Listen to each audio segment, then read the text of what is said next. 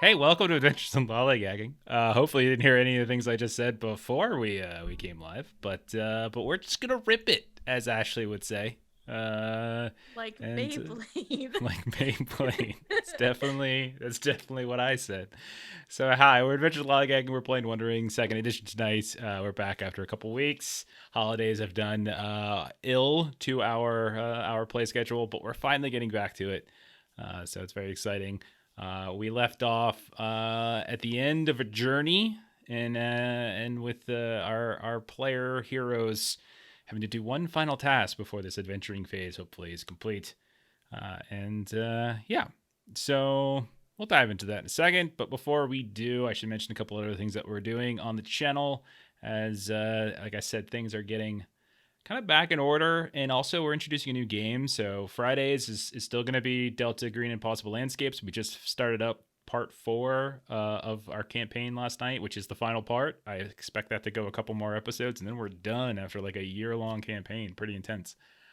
Today, Saturdays, we're going to be doing Wondering for at least another month, I think. At least that. And then we might take a break and do something else for a bit. And then Monday, this coming Monday, which is the 24th, we are starting up a new game. We're starting up Deadlands using Savage World Adventure Edition. So you can come check out Melissa, myself, and some of our friends from Defenders of Cobalt and Grim and Perilous and Garblack Games as we play through some Blood Drive. And that'll alternate with Ultraviolet Grasslands. So good times. Yes, let it rip. Well, yeah, so come check that out, and then you can find me and Melissa and other, like, various other places as well. Some of the places I just mentioned. So before I get into the summary, why don't we introduce characters, and then we'll dive into the story, talk about where we're at, that kind of thing. So yeah, let's go. Let's start with Melissa. Melissa, you're up. Tell us about Aurinial. So Iriniel is a ranger of the north. Her calling is champion. I think because we had the break, she had kind of forgotten a little bit that her distinctive features were bold and swift. So I need to remember that she is bold and swift. It's really not hard to forget. It's like the antithesis of Melissa in real life, The right? person. Just Yeah. think of bold flavor and you'll be Bold flavor.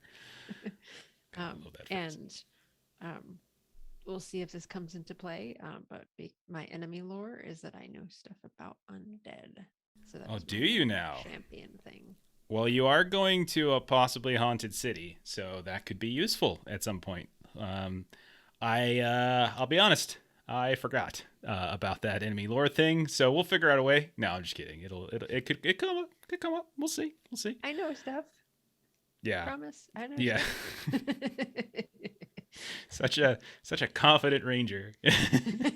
Princess. Bold and swift. She is. Bold and swift. Okay. Next up, we've got our dwarf. We've got Floyd. Tell us about Floyd, Long.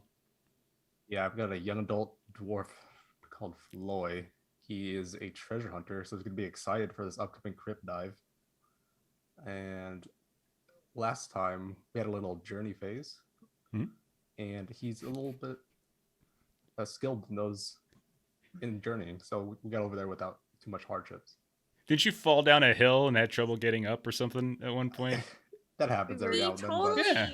passed that check. If he failed, he would have lost the knife. Oh, that's right. He fell down off the side, and there was like the weird whispering woods that you kind of pass by and stuff. And I kind of okay, yeah. I like the journey phase. I want to do another one, but this time I want to maybe flesh it out a little bit more because like I like the journey events and things. They're very limited, and like from the lore master's perspective, like what you like there's very like the events that you roll are really just archetypes of events. They're not like specific events, and so it's a lot of either you prep them ahead of time, but that doesn't really make sense because they could be random and you don't really know how they're gonna play out. So but I feel like I could probably do a better job of fleshing those out next time, but we'll see. Aaron, you beautiful, you gentleman, you scholar, you are a very nice man. Thank you for that sub. Thank you for the bits. That means I'm going to go ahead and increase this total. You guys have a lot of bits. So our rule for bits in here and for Wondering is 100 bits. We'll kind of throw a dice into the pool for the players, and so they can either use one of those for a bonus die on their checks, or they could use 4 of them to get to roll favored, which is basically rolling 2 feat die. So whenever you do a roll in one ring, you roll a feat die, a d12, and a couple d6s usually, and you add that up and you see if you hit your target number. So rolling 2 feat die means you get to take the better, and yeah, so that's the other thing they can do. So we have our little pool. I got it going. And hopefully that'll save you guys from the horrible, horrible dangers that are going to befall you. For the fellowship, indeed. Okay, let's kick it over to Gilly Kettlegrass, our hobbit. Tell us about Gilly, Ashley. I'm Gilly. I'm a Bree hobbit. This voice will probably kill me today. I have a sore throat, so we'll see how that goes. No. Don't worry. There's plenty of other things that are going to kill you first. She's a scholar. I love to read books. I'm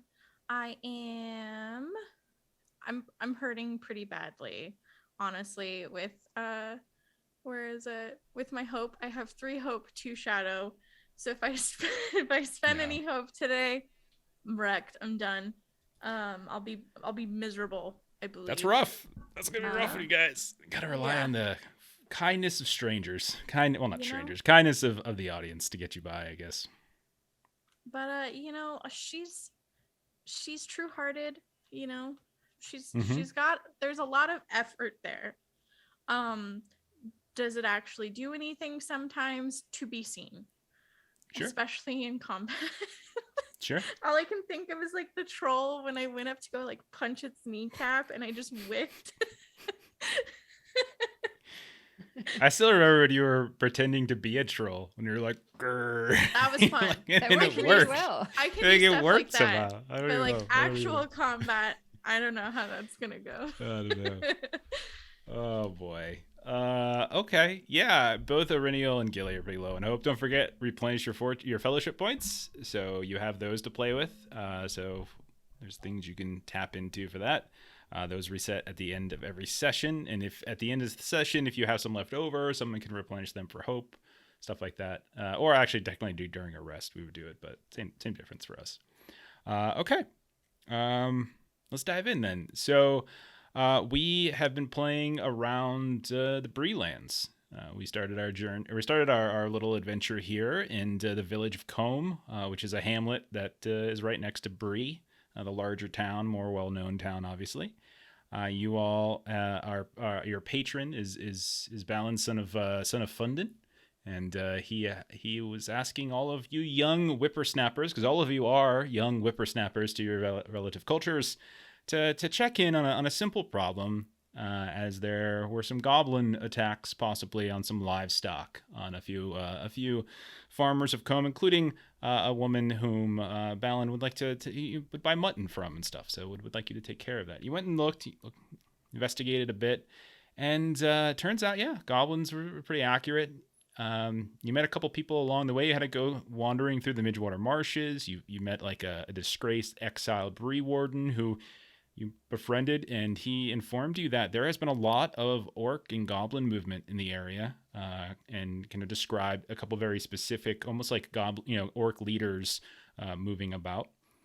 You also were able to save a woodswoman, a lumberjack, who was nearly killed by goblins, and you managed to save her during Gilly's impression of a troll. Manages to help save her, and Floyd doing like his best Matthew McConaughey impression from Rain of Fire, leaping out of a tree. Then you made it back to Combe, but along the way you had learned that there were some evil humans. Like there's some humans that were allied with these orcs and goblins, strange folk that didn't necessarily look like anybody who lives around the villages that you guys are familiar with, and that they were donning villager clothing. They kind of like try to sneak into some of these hamlets like undercover for reasons unknown. So you investigated that a bit, and it turns out that they had broken into an old scholar by the name of Oswald Breaker, who lives on the outskirts of Combe, and you saved him through some interesting tactics. But it was a rough fight, actually. But you fought them head on. You saved him, but meaning tactics. Bargain. Yeah. Got the sneaking done, and then we're like, let's just go. But you did manage to save him, and two people from that party at the very least got away. But you managed to save him. You kind of had a little conversation. It turns out that he was a collector of things, antiquities, artifacts, books, etc. And it looked as though some of these folk were kind of digging through some of his belongings relative to the city or the ruin of Fornosserain. And some of you might know it as Dead Man's Dyke or Norbury. Has different names, but it's considered kind of a haunted place where even most like grave robbers and tomb robbers don't really want to go. It's like that kind of crazy place. Rangers of the North are really the only ones who kind of peek around there. So Reno, you had some small knowledge of it, maybe Gilly too to some degree. Probably is not really all that familiar to Floy. You decided to journey there to see if you can track these people down and to warn one of Oswald's ranger allies that there might be shenanigans afoot in Fornost. And so you encountered an older statesman ranger by the name of Talandil in the North Downs overlooking the ruined city of Fornost. Along the way, fell in a couple holes, fell down a couple hills, usual stuff. But eventually you found Talandil Talandil, and you, I think it was late at night that you kind of encountered him, and then he helped you out of a problem, and then I think the plan was that you were going to venture into the city because you saw some lantern light or some torch light, as if there were people exploring this ruined city. So yeah, anything I'm forgetting? I think that's everything. You got it. I think that's everything. All right. So let's start up. We'll say you maybe take get some food, take a small rest from the travel before you head down into the city, into the ruin, I should say. But yeah, let's get going. Let me get a little music going for us. So morning comes, but it's pre-dawn, right? So when you all wake up, you look around, you can see that your bedrolls and such are scattered about a fire that has already been doused. Thank you, Stanley Rim. Appreciate that very much. I'll add that to the total. Thank you. Very kind of you. And you look around, you see that Talandil's his bedroll's empty. You don't see him anywhere. Three of you wake up. You can see that recently the campfire has been doused, and so there's like little bits of smoke coming up from it. It's still dark out. You see there's clouds overhead. You hear the kind of a far off sound of thunder. Do any of you do anything when you first wake up? Probably just kind of look around and just look at Gilly and just say, like, he's gone. Yeah, and Gilly's probably gonna immediately like take cover if he's just missing. Take cover. Okay, so you watch as Gilly finds a large stone nearby and just huddles down behind it. Do you see something, Gilly? Is someone watching this? All I know is if somebody's gone and the fire's out, there's a reason. And she'll just be like, look around. He didn't say that he was going to be taking off on his own in the morning. I just assumed we were going to venture out together. Could I do like an awareness roll? Sure, yeah. Go ahead. Just kind of seeing what you can see. Just my bearings, yeah. Mm-hmm. Yeah. Oh no, that's a failure. That's very, very dark. Overcast. You look down at the ruins down the slope of the hill from where you camped. You don't see any of the lights any further, and you try to get a sign for where he might have gone. You don't. It's just, again, remember, these are like kind of scattered hills with some stones, a tree here or there. Looks like probably some old buildings that have fallen to ruin from time to time that you can easily mistake for just boulders. But no, you don't really notice anything. Aurenia would like to try to look for footprints to see which direction he went off in. Yeah, you can do like a hunting roll or a scan roll, I guess, is Probably hunting. Yeah, definitely my better. I'll take that. It's cool. Option. Okay. Success. It takes a little bit of time, but you do actually find some tracks. That doesn't look as though they've been intentionally covered, but it's just whoever is traveling. It just has a way of kind of obscuring them or being very careful. But you see them moving down the hill to the southwest, back the way you came to some degree. So Aurenia will kind of go back to Floy and Gilly and just say like, well, I know which direction he went if we want to try to follow where he went or if we want to do our own thing. Did you say was that towards the ruins? Yeah, so like you guys are essentially on a set of hills, like kind of east of this large city ruin, which is sprawling, by the way, and you can even see so it takes up some of the hills in there, and as you look down, you can't even tell sometimes what's city and what's ruin, what's hill. You know, it's very old. Looks like it's suffered significant from erosion, time, war, all sorts of things. It's hard to tell, and there is sort of a mist that seems to permeate around the ruins below. Right. He's probably just got a head start. Let's catch up to him. Aurenia will look over at Gilly. Gonna gather up our things and pursue? Well.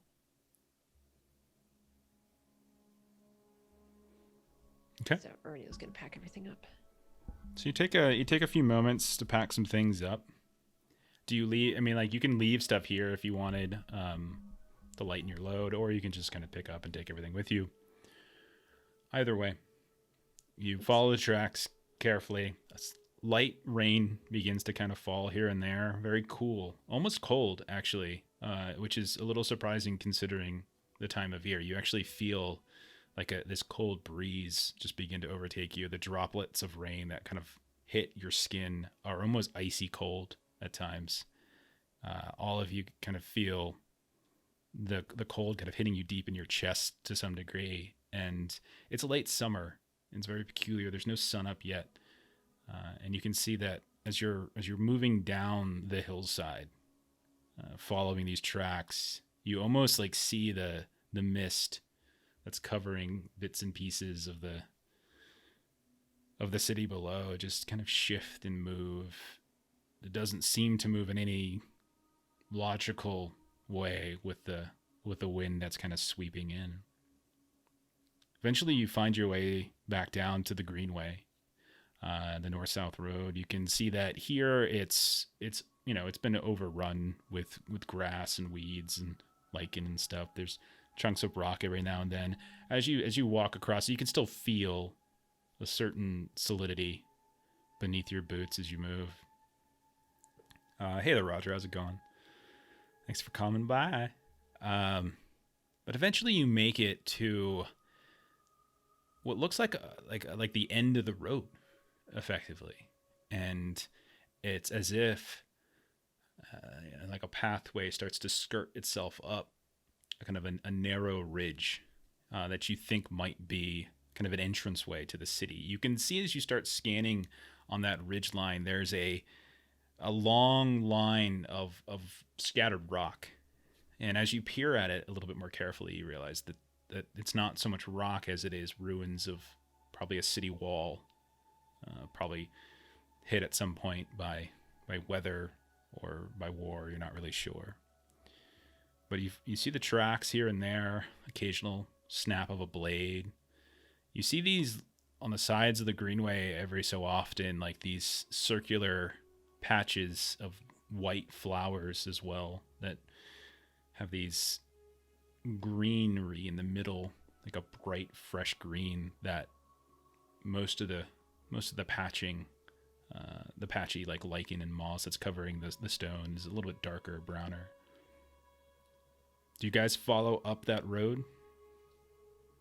Yeah, Aurenia kind of wanted to look at kind of those flowers and to see, is that something that she's come across before in her travels, or does it seem out of place here? Sure. What do you feel like rolling for this? Was there Oh. something you had in mind? I mean, I can call it on. I always give you guys a chance. Travel? Is that Uh no, I would or think this is probably more. I mean, I would take something like. I would probably take something like maybe lore. okay? Don't have a great chance with this as other things, but I'll give it a shot. Yeah, I mean, there's other things I probably would take too, but Wow, I happened to get lucky. Automatic success. yeah, they are, from what you can tell, like they're not like uncommon by any stretch. It's just sort of a common bit of flower, but the pattern with which it's been grown, like this almost perfect circular pattern, is peculiar. And you in your travels might have come across, and while you're young, you still have traveled. You still are a ranger of the north, right? You know, you've come across ruins. You've come across, desecrated areas that have been touched by shadow, and it probably indicates some sort of sacred ground is kind of an overstatement of it, but some kind of sort of protective circle where the powers of nature or something kind of imbued in the area has kind of kept it from withering away to whatever negative energy that fills this area. So Ernie will, kind of just turn to Gilly and Floyd to say this. We should keep our eyes out for more of these. It means this area is touched somehow. Right. I'll follow the path in up to like the walls. Maybe take a look, see if there's anyone. Just keep in watch. Okay. Yeah, you move on up. It's probably another 200-foot steps up up this ramp. Aurelian, Gilly, do you follow along? I will like take a cutting of one of the flowers and press it in my book. Okay. Yeah, that's fine. With like a little note. Mm-hmm. Floy, as you kind of lead the way up, you notice like as you're rising up the ridge and you kind of stand in the shadows of this like broken wall, you actually can tell, probably because of your culture, your people are wonderful builders and craftsfolk, and you can see that what looks almost like the remnants of maybe two guard towers of some kind, something that might flank a large gate. You don't see a gate at all, but also while you step up here, it's almost as if the clouds overhead just kind of get darker and darker. You see like off to the east, like there's the morning sun that's kind of coming up over the hills off to the east, but it's just not kind of penetrating too much, and there's these long strange shadows that are sort of thrown off.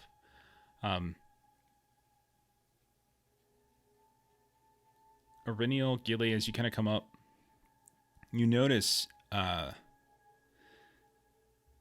in the shadows of one of these, you can see that Talandil is kind of kneeled down and is kind of peering over the tops of what looks like a rock, that a big boulder or a chunk of wall that's maybe 4 or 5 feet tall. And you can kind of see him barely in the shadows, Aurelian, as you step up.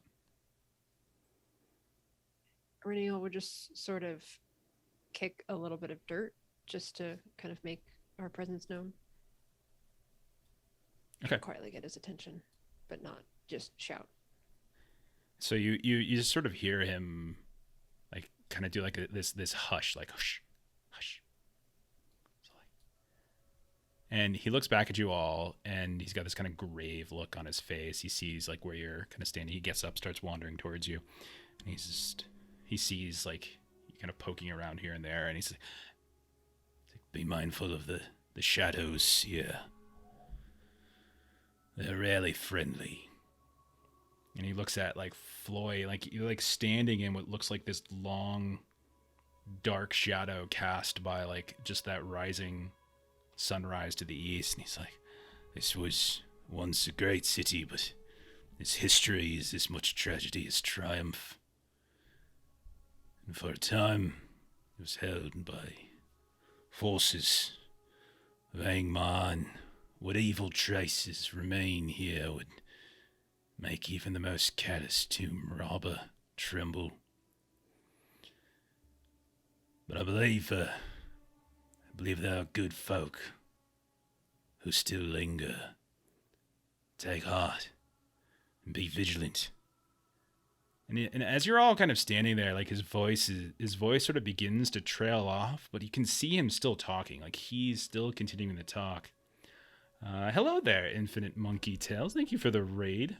We're kind of just started getting started here on Wondering, playing some Wondering Second Edition, and we are at the gates of the ruins of an old city. So as the three of you are standing there, like his voice begins to fade, and even though you can kind of still see he's speaking, all of you feel like that shadow that Floy was standing on, this dark, long shadow from one of these ruined sections of wall. It suddenly begins to sort of move, and you see it sweep. And as you follow and you track it with your eyes, you look up, and the strangest feeling overtakes you, as where there once was this gap between these two partially ruined towers, there's now this ornate gate. This made of stone, wood, some metal bandings here and there. But you can see its ivy has been like kind of curling up top of it. And you all are like watching as it's just standing there in front of you now. Like there's still the ruins as you extend your eyes off to the east and west, and like Talandil is still there kind of talking, and then you hear and right in front of you, about 4 or 5 feet, Floy, you see an arrow plunge into the ground. Riniel, you're a couple feet behind. You see this come down, and it just... I'll step back and scan where that came from. Okay, roll awareness.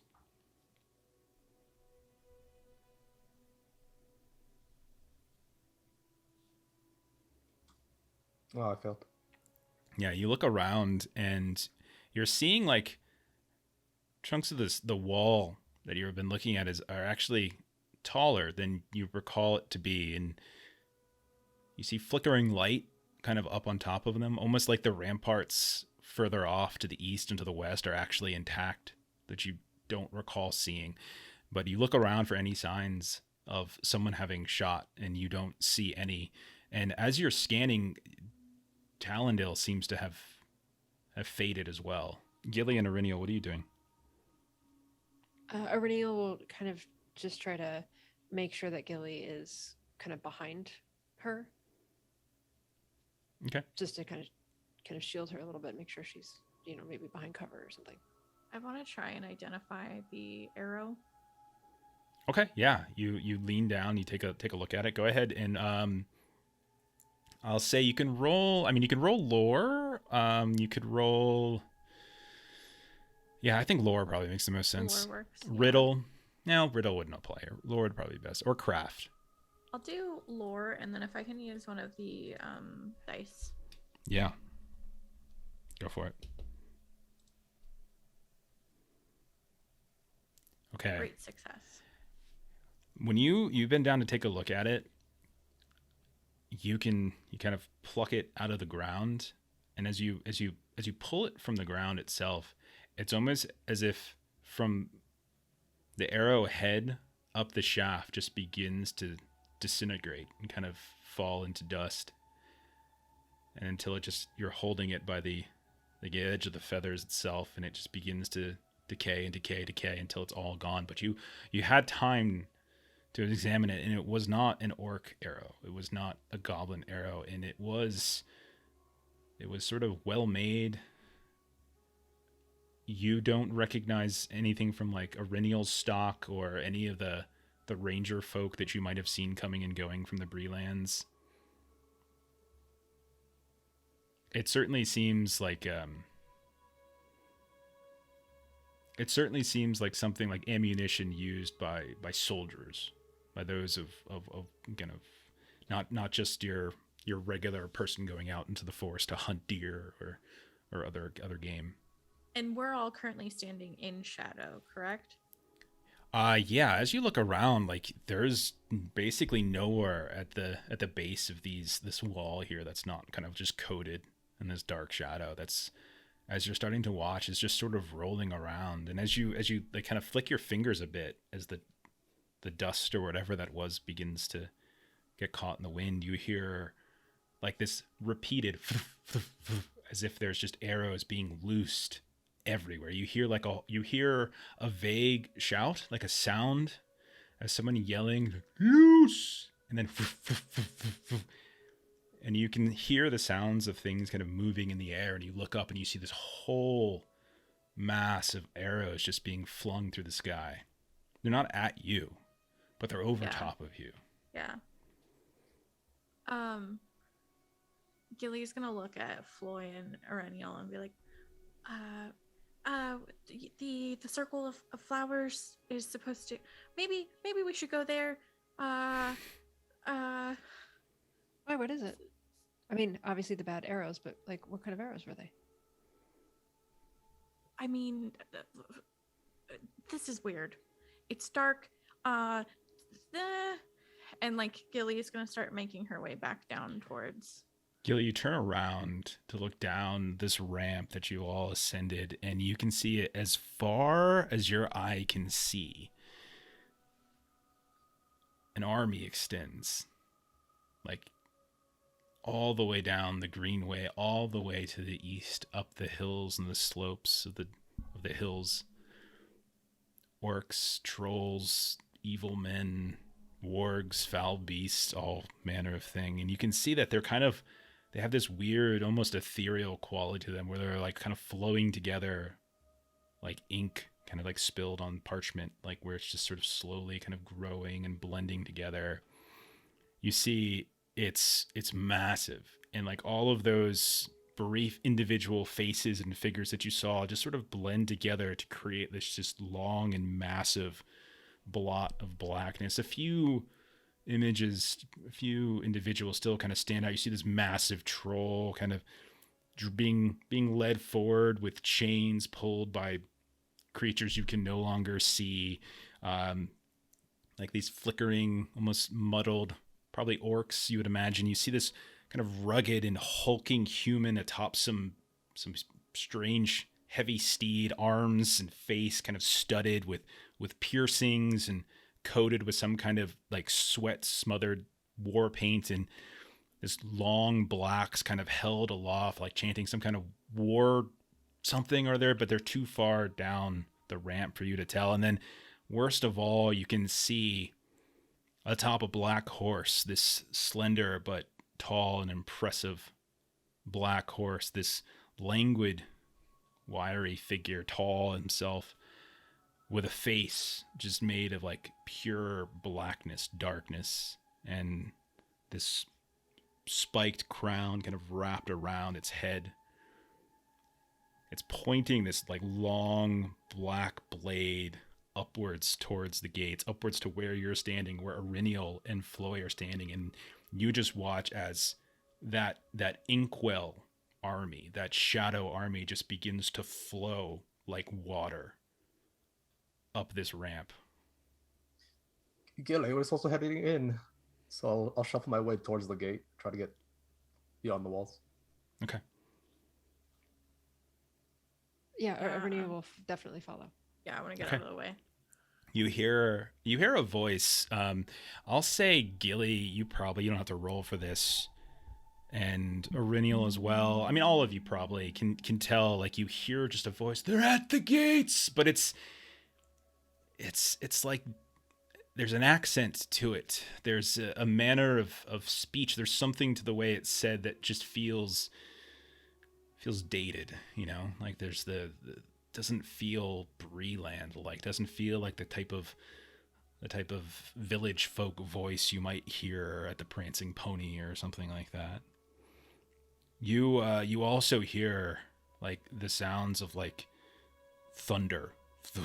You look around, you see the black sky and everything, but it's not the source of it. It's this wave of black that comes up. You move up to the gates. The gates themselves are closed. They're absolutely closed. And you're just sitting there, like right in the base of it, looking up as you are like a wave smashing against the shore. This just black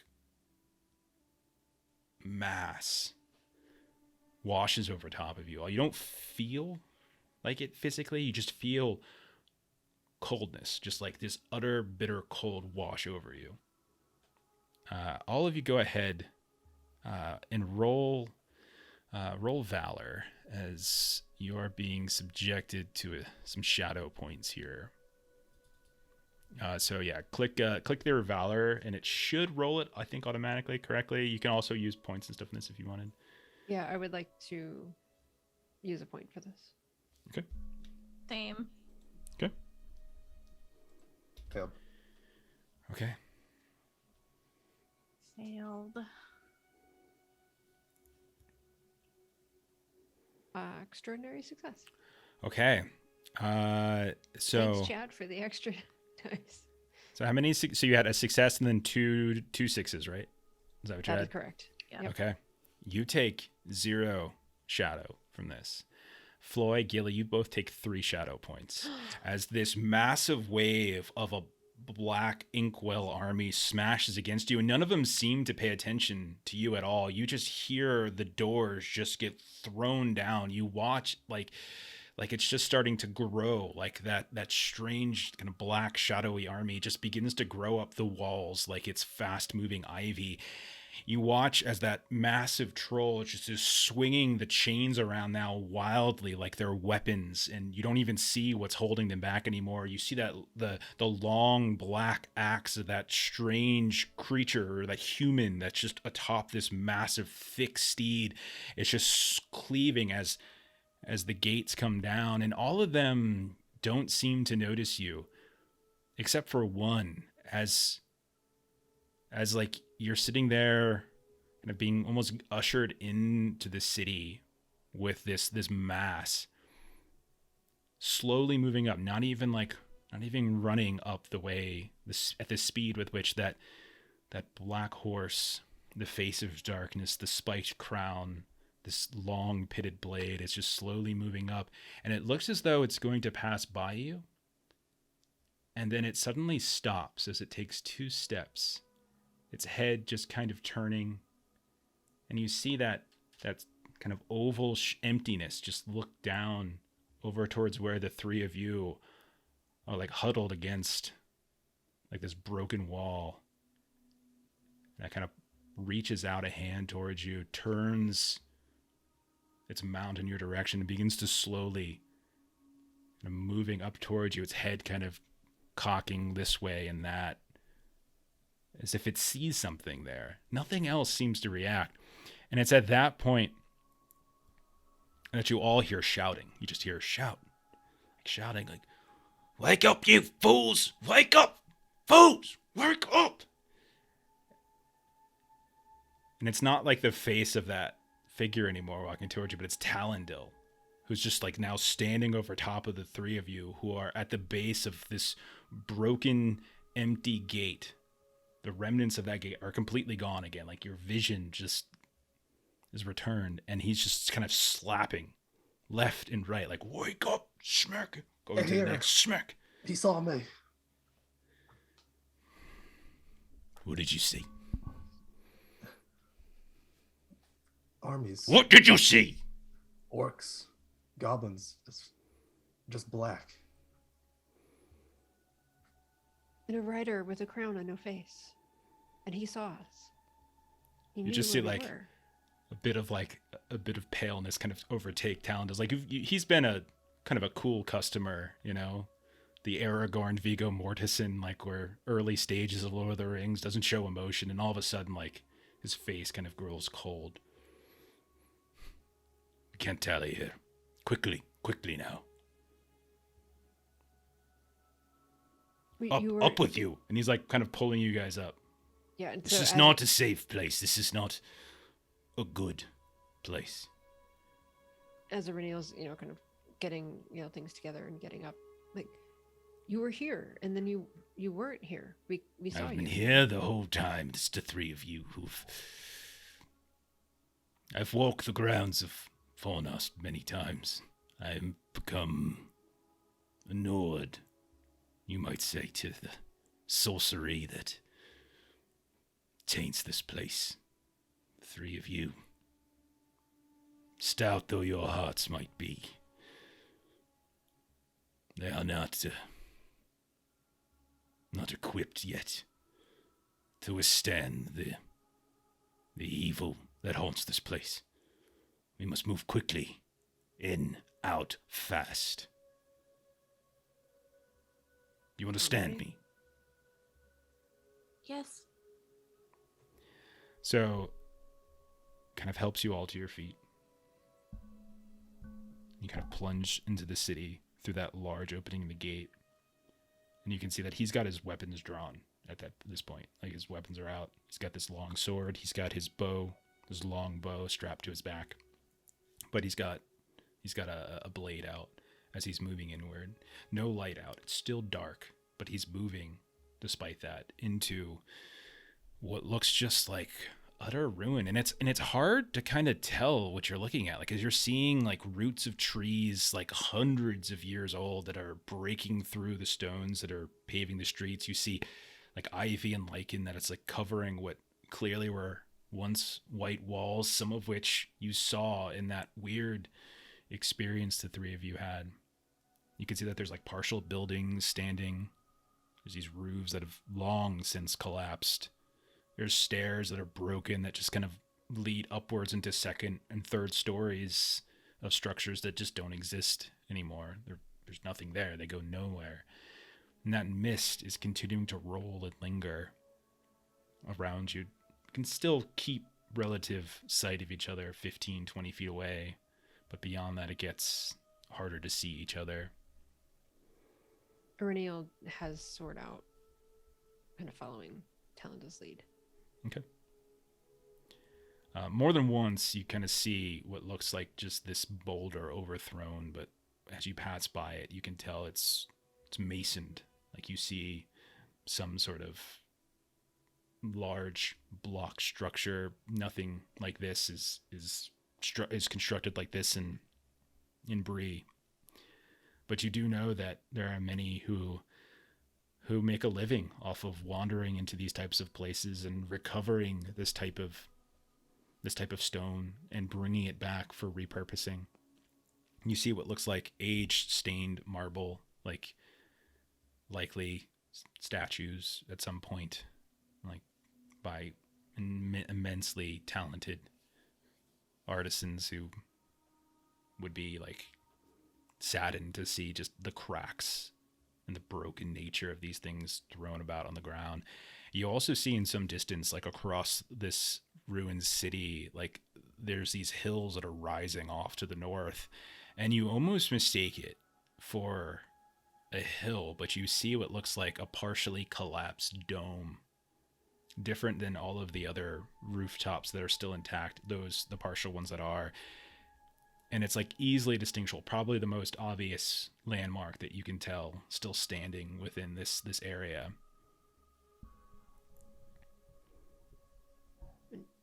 Ireniel will just sort of lean in toward Talandil and just ask, is that where we're going? Yeah, so he follows like your eye line. He looks in the direction where you're watching. He's like, it was once the dome site of my ancestors, not to be believed.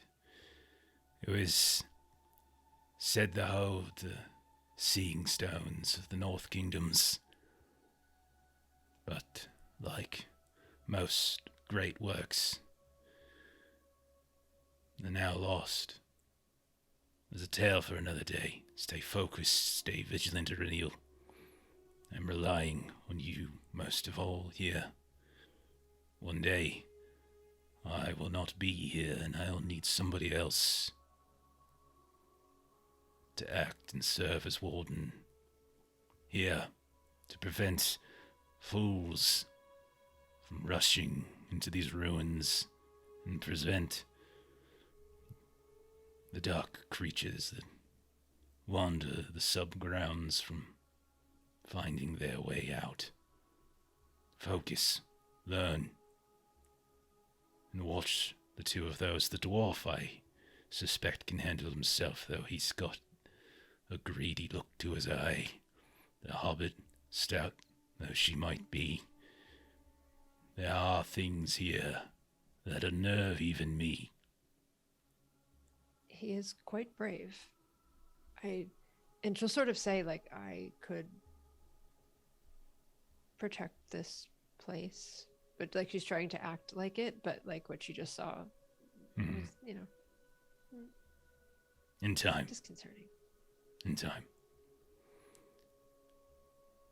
So, as you kind of start meandering through these ruins, I think what we're going to do is sort of treat it like a clock-driven skill endeavor, right? We've played Blades in the Dark. We understand clocks. We know, you guys know, that there are other people here doing something, right? The specifics of which are unclear. And I have a clock on them. And what I'm going to do is you guys are going to tell me what you're doing, and we're going to progress like in that status. And so, like, what are you doing to kind of contribute to the search as we move and meander through? Okay. Does that sound good? Yeah. Okay. So we won't treat it like exactly the way the book has it, because it's less of a specific resistance and it's more a clock, and it'll depend on how well you guys do here and there. So it's kind of same. But I'm going to keep Hopefully we can do this better than we can climb out of holes. Yeah, I'm going to keep that a little bit hidden, because you guys aren't actually aware of how much they're progressing, and you don't necessarily know what they're doing yet. So as you guys start moving in, you look back and you can no longer see the entrance. Mist has moved in behind you. And the sunrise that had been peeking up from the hills to the east, you no longer see. You're not sure if it's just the hills to the east of the North Downs are blocking, or if it's risen all the way up to hide behind the storm clouds above, as again those cold raindrops continue to come down. It's hard to say. What are you guys doing? Who wants to do something here? Aurelio wants to like try to get a high vantage point. Okay. You look around and you kind of motion, make sure that everyone's kind of got eyesight on each other, or at least one other person buddy system, not going too far away from each other. You find one of these ruined buildings that had those stairs that move up. Let me give you a little bit of image from there's this really cool image artwork from the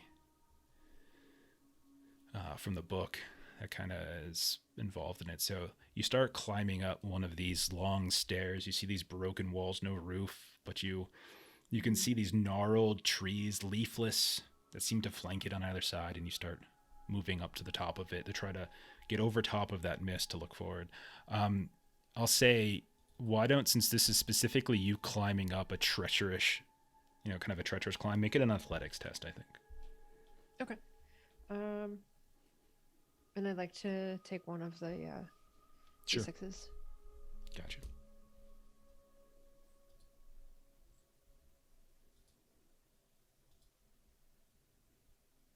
Did that go through? Gilly Kettlegrass should be miserable. Make sure you I mark am. Make sure you mark it on your character sheet if Yep. you're not. Okay. It's because Ashley doesn't like playing games There with we me anymore. Ooh. 24, great success. Okay. I'm going to track that. Additional successes will obviously count as well. I It should got just be 1 like 6 yeah. on my success dice. That's what a great success is. Yeah. Okay. All right. You climb up, and at one point you get like three or four steps up, and the stone just crumbles beneath your foot, and it kind of goes down into what looks like hollow earth below it. Like there was no like substructure or anything like that was buttressing the staircase. It was just old earth that had been kind of carved and built atop. And your foot just kind of goes down, but you're able to quickly hop and kind of balance yourself on the next step. My sword's out, so I kind of use my sword. Beautiful.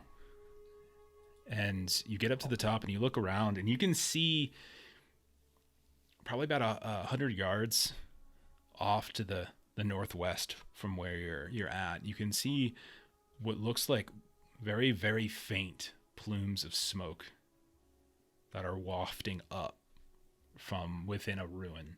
And you can't quite see into the ruin, and the mist is sort of converting, but above the mist line, you can see like the smoke is kind of dissipating as if something was burning there somewhat recently. Okay. So I'll, just sort of motion to everyone and kind of point in that direction. Okay. So you lead the group over, and like Talandil gives you just sort of like an approving but certainly not a very warm nod as like you kind of come down and like this is your job, like, and you've done well, obviously. And you find within what looks like 3 walls what certainly seems like a recent campsite. There is a campfire, like there's been some stones, some loose rubble that's been kind of built around that site, and you can definitely tell there's been somebody has stayed here. It's not so much warm. You can feel like a slight bit of warmth because of the contrast of how cold you feel right now. But the wood that was left there, it's not too ashen. So you'd imagine it's likely, much like yourselves, was probably broken in the morning. Not within the last 10 or 15 minutes, maybe within the last hour or two or something like that. All right. What do you guys want to do next?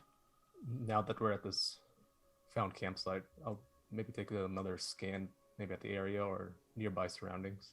Try to catch some sort of detail. Okay, it's like something hidden. Gotcha. Okay.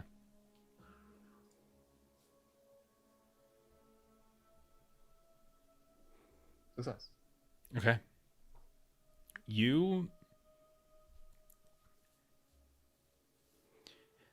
notice up ahead, kind of to the west a bit, there's sort of a branching path of the stone, and you can see that there are these massive roots that have erupted out of the earth there, and you can almost envision it, right? This idea of the roots almost bursting instantly, and bricks and rocks and stones kind of going, scattering all over the place. But there's a large ditch or cavern in the ground, like a crevice in the ground, and you see a body inside, a person, an individual laying inside. It's 1 success on that, correct? Yep.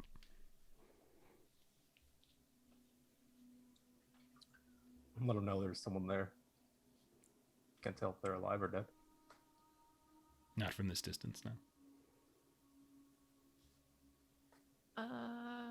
I can do a stealth roll towards the body. Okay. Go ahead. Like, try and you want to try to sneak up? Sure. Yeah, if I can get one of the bonus dice. Yeah.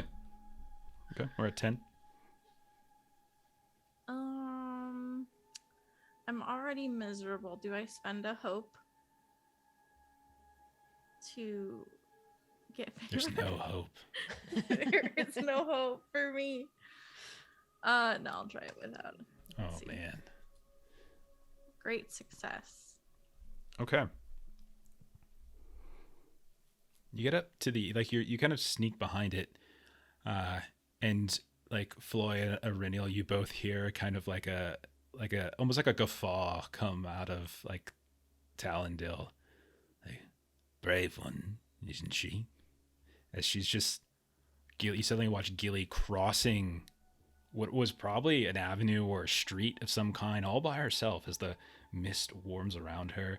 Bits of rain fall down. She steps over top of this large root, crouches down behind it, and you're small enough that like you can almost get lost behind it. And if not for you all watching her specifically, you probably would lose her as she sneaks from these large chunks of rock to the root. And you look down, Gilly, and you see a person laying on the ground that does not resemble one of the people that you saw in Oswald Breaker's home. Meaning those were very hardy. It's not a hill hulking folk. people. Yeah, they don't. This looks more like the clothing, etc. Like you can see like a kind of a scraggly beard, more like a bandit maybe. You don't notice any signs of wounds, but you certainly can tell from this distance that they are not breathing, and their eyes are open, and they're just sort of staring off, like kind of emptily into the distance. Their eyes kind of pale. You're fairly certain they're dead, but you don't see any wounds on their body. No blood, no stab wounds, no arrow wounds, anything like that from this distance. Oh, and also, they seem to be missing their shoes. Oh, okay. Does anybody else want to do anything, or?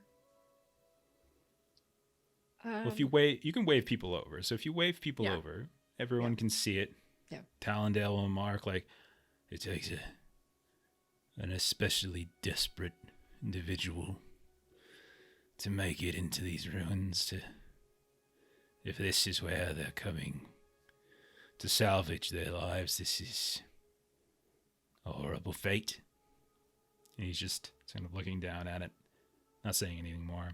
But the body is probably like a good 6 feet down. Like you can see like kind of this brown gray soil earth, that kind of a texture that is underneath like a lip of the stone from the road, the remainder of the road, which is interspersed with all sorts of weeds and grass and stuff. But they're like right down into the path here and there. What do you guys want to do? I think Iridial does want to go down because you said this looks like one of the folks from Oswald's. It does not. It does not. Does not. Okay. You don't notice any. Remember, a lot of them had markings Tattoos, here and there. Yeah. Right. They also were quite hardy and big, tall, strong, powerful. This looks like a much more meek. This looks like the type of person you might see, in the alleyways in Bree or something like that, or working the fields around Combe. Okay. Iridial will go down and actually try to do a healing. Yeah, roll heal test. Some of these tests, by the way, I'm not going to say are probably not going to contribute to what's happening, but they might give you information. Okay. So it might not contribute to like progress, but others will. So, but I'm keeping track. Don't worry. 18, great success. Okay. You do a very careful overview of this and of this body. And to Gilly's credit, she's 100% right. You do not see any clear wound. Now, there's scars and scrapes in here, but there is nothing that resembles like a death wound. Nothing fatal whatsoever. There's no kind of bloody patch on any of their clothes. You even lift and almost peel back them. When you touch the body, it is freezing cold, like almost as if it's been laying in ice. And you just touch it and it's just absolutely frozen. You have enemy lore, right? Undead, yeah. Okay. I do.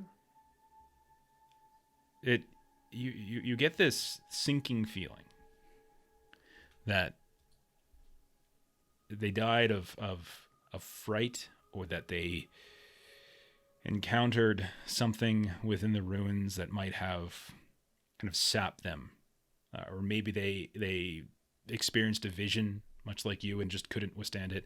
But more likely a wraith or a wight or something within here might have used some kind of dread sorcery or whatever to scare it to death. Scare this. It's probably a man. You would probably put him in his 30s or so.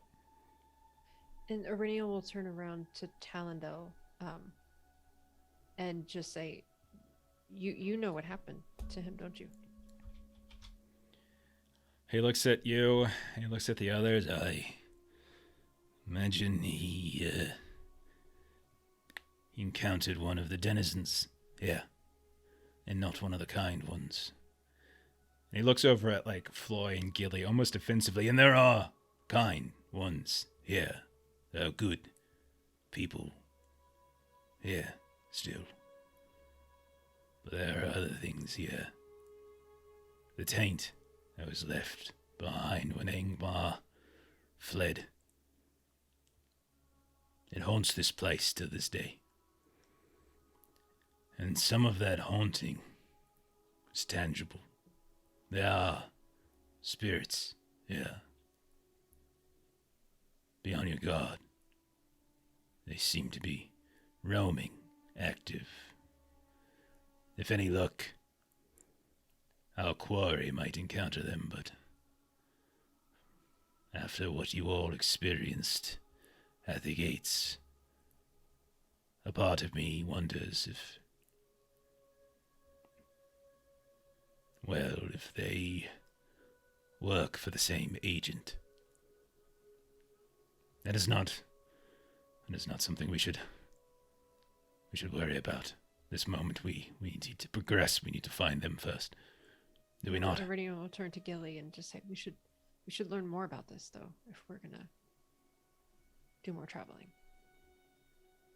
Yeah, and she'll have her like little pocketbook out, and she's like making notes. Okay, I'll study. Yeah. You can take the body with you when we leave, if that's what your concern is. But for now, we have other things to do. Unless one of you wants to carry this, add to your load. There's a great work left to do today. Not right now. Okay. All right, who wants to progress next?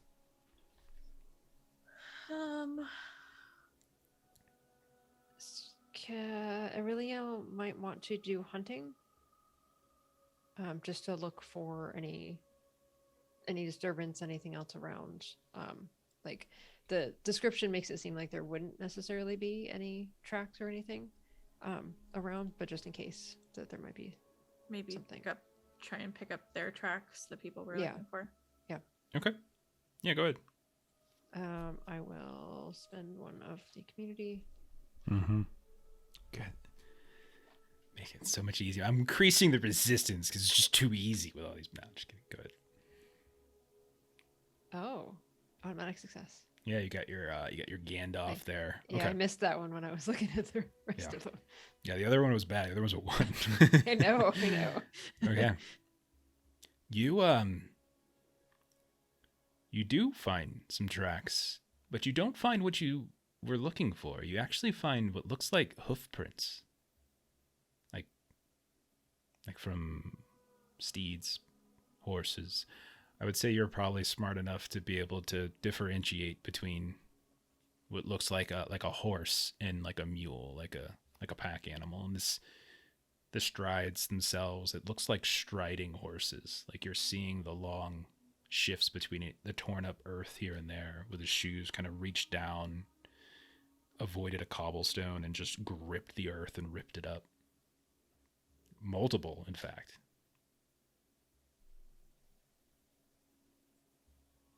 And so Aurelio will, she's going to be bold and just pick one of them to follow. It's Okay. like, we should go that way. So you follow it north a bit, actually, through what looks like this winding, sweeping road. You get to a part in the road where it looks like there's these probably old apartments of some kind, homes on opposite sides of the avenue. You can see bursting up from within one of the homes, this gnarly tree has grown, and it's sort of tipping over, and one of its branches is just like all the way across from one side of the street to the other, like this long, crooked finger. And you see just like sitting right on top of it, there is this black crow. As you get like relatively close to it, within a few steps, it just does a quick caw, its eyes shift, its head moves, and then it flies off, cawing and cawing. And then as you're listening to it, the sound shifts. It's no longer this caw. It's suddenly the sounds of a hoof print, like thudum, thudum. And then a second that kind of echoes, and then a third, and then like this thundering of like hoof prints as you hear that over and over, and it's almost like this unnatural level, like drums that are beating and beating, and you look around and you see no source of it. You see no signs of horses, no signs of animals of any kind in any direction. Floyd, Gilly, you hear this as well. You hear it echoing and echoing, and you look over towards the home across the street from where that crooked arched branch has grown, and you watch as the door suddenly bursts into splinters, exploding out into the street. Ripped bands of metal that kept the planks together are just ripped apart, thrown to the ground, and you see charging and bursting out of it. This is maybe 10, 15 feet from you, Arenial. You see that tall, languid figure atop that black mount. You see, like, where the shoes are, spikes are coming in. It looks so painful for the horse that has knocked down this door from the inside. And it comes trotting out into the middle of the road and is just beyond where the crow had been sitting. And as it's like looking left and right, and finally it catches you, Arenial. And you see it look in your direction. It turns and it charges at you. What do you do? I'm bold. I have my sword out. So I'm taking, like, I don't know that I'm necessarily going at it, but like my sword will kind of be forward of me if this is coming my way. Probably. Floy and Gilly, you see this too. So what are you two doing as she's getting charged down by this creature whose face is just a black void?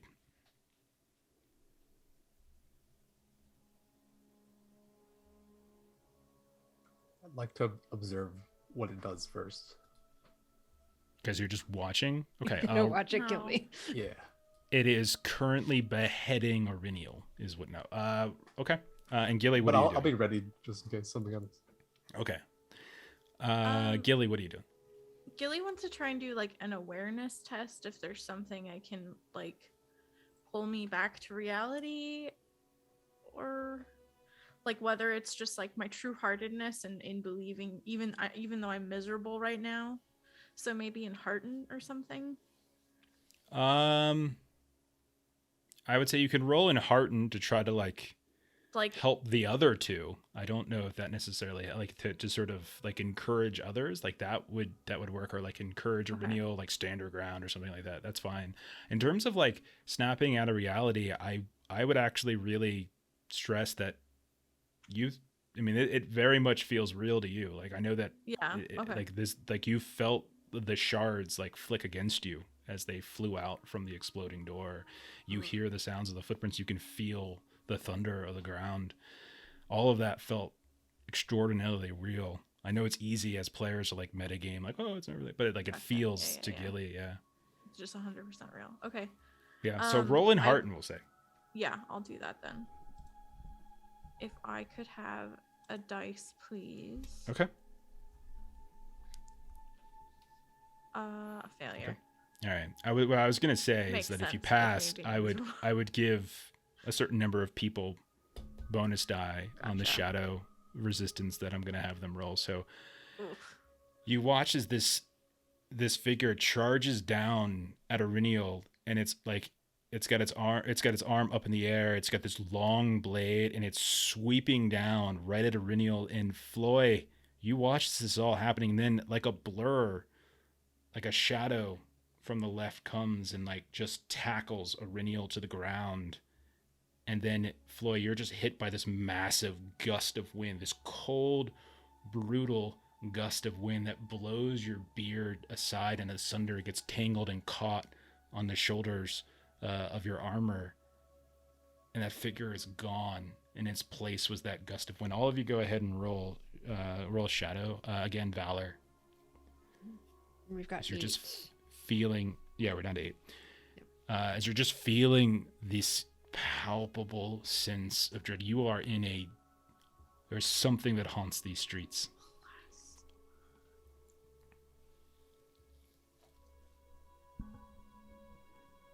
Oh no, Floy. Oh. It's cause of your beard. That's what it was. Aurelian, go ahead. Yeah, I'm gonna take one. Had Gilly succeeded on her in heart note, would have given you bonuses on this roll. But she failed. Yeah. I am miserable, Jeff. I'm trying really hard to keep people entertained. I'm trying really hard. I'm trying really hard to be positive right now. Okay. And I'm scared. Gilly, you're okay. You kept off to the side, and you maybe you were right. Maybe you had a sneaking suspicion this isn't real. Whereas Aurelian, you get tackled to the ground, and you like Talandil is over top of you, and it's just like, and it's just like kind of shaking you a bit. And Floy, you reach up and you kind of unhinge your beard, kind of untangle it, and as you do, you feel like little bits of like ice in your like little chunks, little tiny little specks of this cold ice to just kind of flick out of your beard here and there. And Aurelian's sort of surprised because she didn't have an effect last time. And so this sort of catches her off guard that like this is just that feeling. Right. Could happen. And she's gonna turn to Talandil and say, does he chase you like this when you're here? You keep seeing him. You see him just like he just like this face, like his face again, like almost impassive, cold. We all see things here. For you, it's one thing. For me, it's another. Up with you, and kind of gives you a hand, kind of pulls up. Focus. No heroics. Standing in the middle of the street, swinging your weapon around like you're...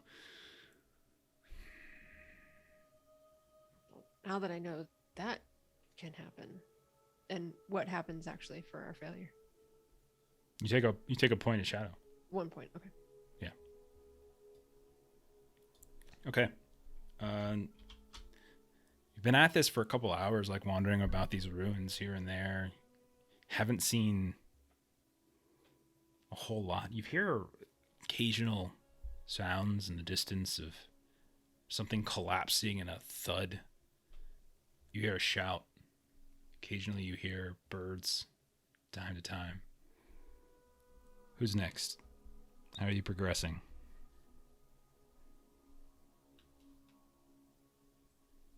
Whose turn? Was it my turn? It's anybody's. It doesn't have to go in turns. Got it. Just whoever's got an interesting idea.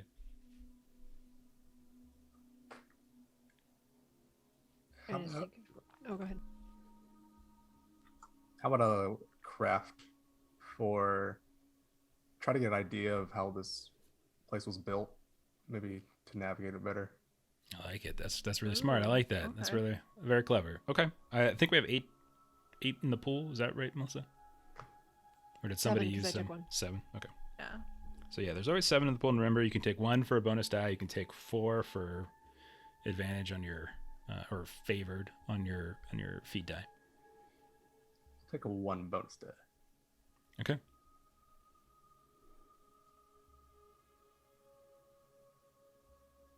Oh, great success. Okay. So you look around and you do notice. Oh, thank you very much, Stanley. We just got boosted back up tonight. Floy, as you're looking around and you're kind of assessing the structural layout, you realize that most of these buildings seems to have like cellars of some kind, and a lot of them kind of have these kind of connective trenches. And those seem to be the ones that aren't kind of filled up with rubble and ruin, actually almost seem to kind of take you under and around some of the larger rubble and like kind of structural breaches here and there. And so you kind of hop down in and kind of maneuver around. Maybe it's kind of being within the earth kind of gives you a sense of direction.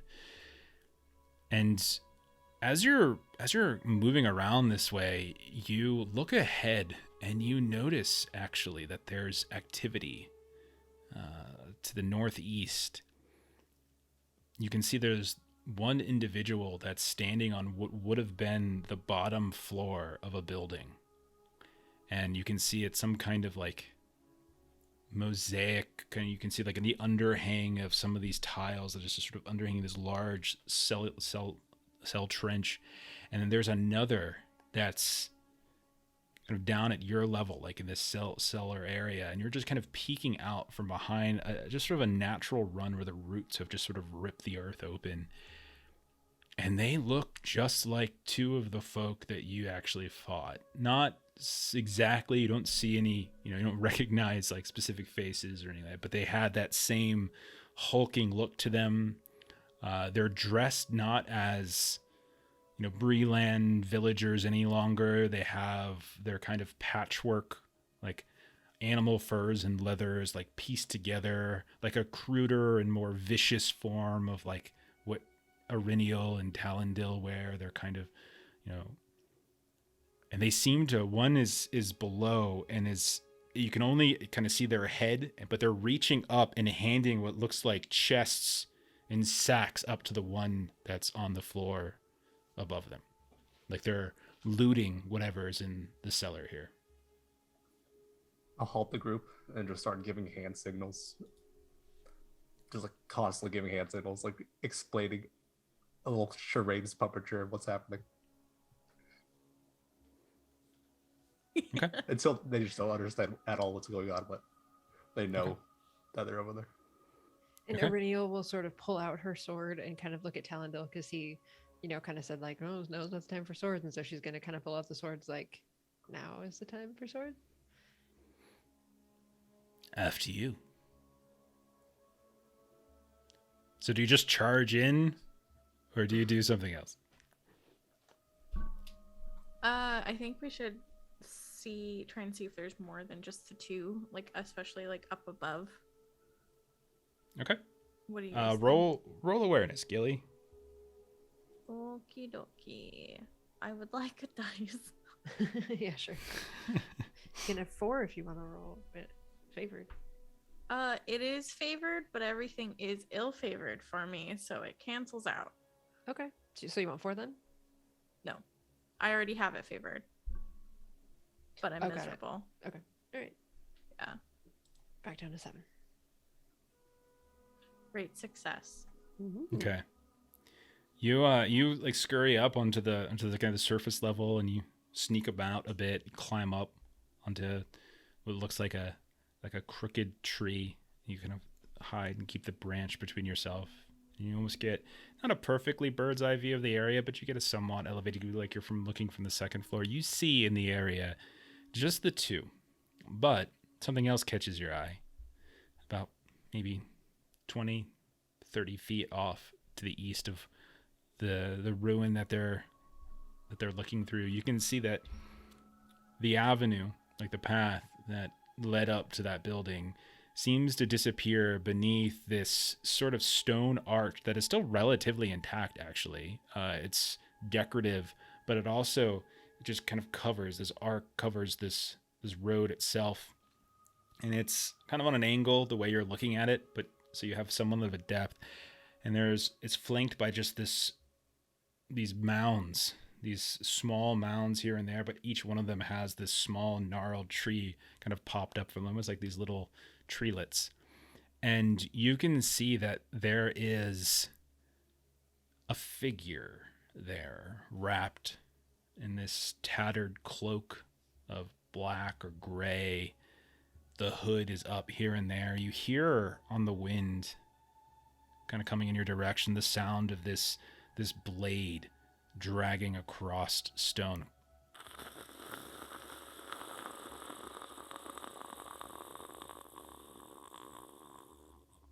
And you can see as it just moves a little bit here and there. And as your eyes like wandering past, you also notice that there's these piles of what looks like debris. And with your great success, you'll notice that one of those appears to be bodies. Like dug up grave bodies? I'll say you can't tell from this distance can't tell. Okay. exactly anything specific about it. And then it kind of paces back, almost as if it's just sort of lingering around. Ugh. Yeah. I'll scurry back down and like quietly whisper that to the group.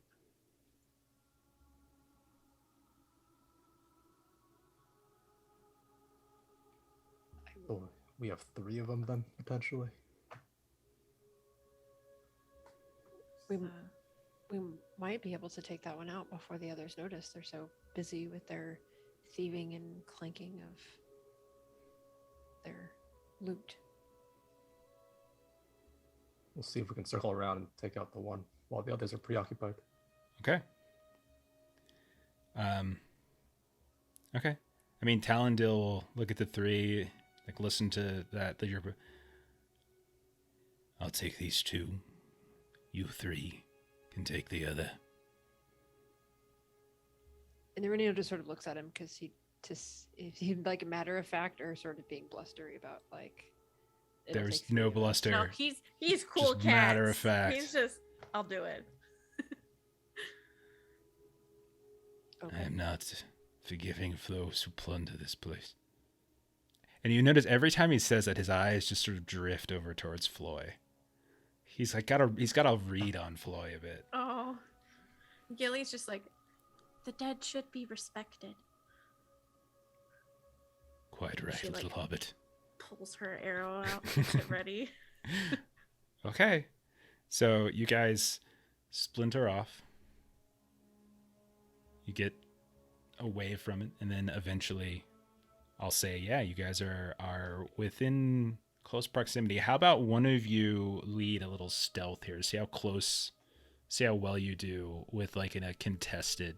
Because I'm going to roll to see if they're able to and hear you coming. Not me.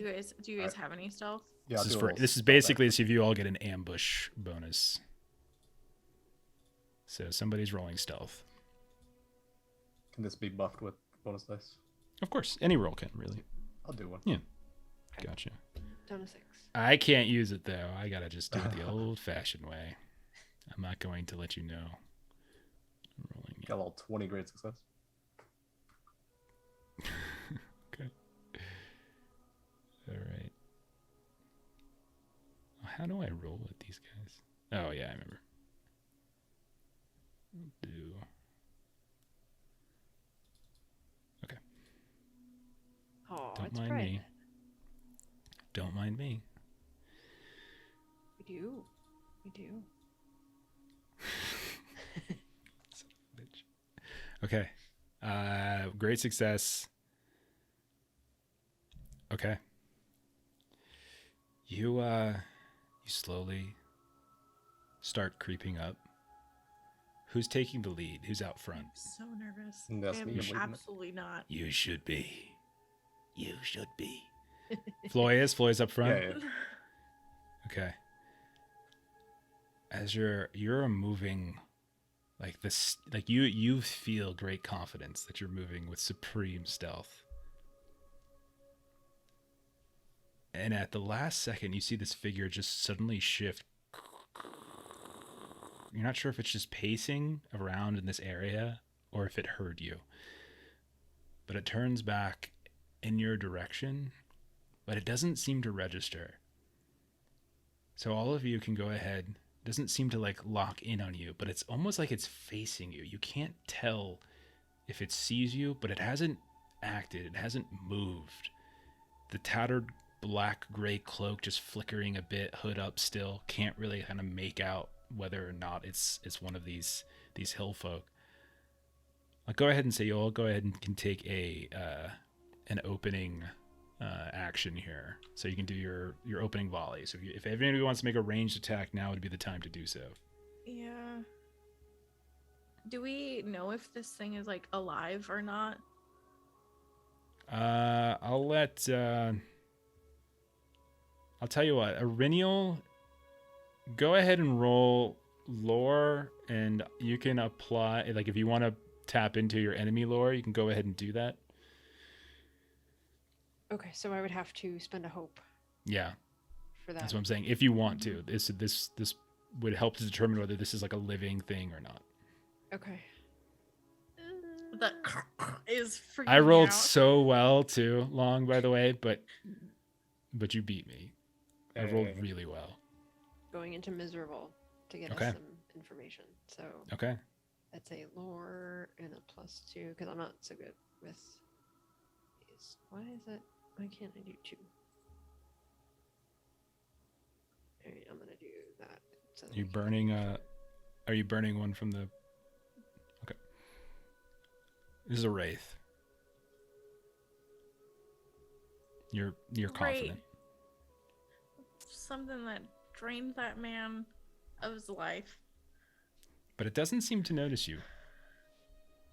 You have that. You worry that if you step any closer, like it's going to see you. But like from here, you might be able to get an opening volley without it even seeing you, and then you can kind of charge in. So you have caught it unawares. And it seems to be just sort of lingering around this strange grouping of debris. What do we know about wraiths? One success is enough, I would say, to give you that it is a wraith. What is your enemy lore saying? Like what does it say exactly? What does the description of the ability say? So I don't shortchange you. The feature gives you knowledge of the characteristics, habits, strengths, and weaknesses of your chosen enemy. Okay, so yeah, I'll give you some of this. So if you're looking for weaknesses, fire will certainly dissuade them, for sure. It might not outright kill them, but it will dissuade them, and it'll kind of force them, usually over time, if you're persistent with it, to flee the area. You know that intimidation is not a tactic that works. Nothing intimidates the undead. They're already dead. So mechanically, no one take the intimidate foe combat task, because that wouldn't apply here. And that these things are, I mean, they're deathless as much as they're anything else. So when you think you've defeated them, sometimes they can spring back to activity as well. So be alert and vigilant even after you've defeated them. But the main thing, fire, will help. Okay. Do we even need to engage this thing? That's entirely up to you all. It doesn't notice that you're here. You do see that there are a couple piles. And now that you're a little bit closer, you can see that they are also dressed similarly to that first body you found. And like sort of grave robber attire, right? And you can see there's 2 other bodies that are kind of stacked up. And there are also these sacks that are piled up. And Floy, you would kind of put it together like, they probably found something before they were attacked. There might be something in there. Something juicy. Ugh. All right, on my mark, guys. I knew I could get him. I start counting on 3, and then I instantly throw my spear. You say 3, he hears you. Okay. All right, if we are going to engage, let me go ahead and get the combat thing. I don't have a map or anything for you guys. I'm just going to put our stuff down so we have the combat tracker going. Okay, opening volley. Go for it. So you have stuff to target and everything, so that's it right there. Treasure is very tempting, I agree, Aaron. There's might be stuff in there. Floy, go ahead and you can make remember, it's opening volley, so it's a ranged attack. So you can target it, remember, right click should target, and then you roll your ranged attack. I've got a spear here. Let's see what Okay. happens. Oh. Got it in the eye. I see what you did there. Okay. Spear goes wide. You hear it clink against the and clatter against the cobblestone nearby. Who's up next? We've got Aurinial. So that was Floy. Sorry, that was Floy. Aurinial, you're up next. Sorry, ignore that. I didn't mean to. But Sure. All right, I will give it a shot with the bow. okay. Oh, we're in combat. I should put some combat music on.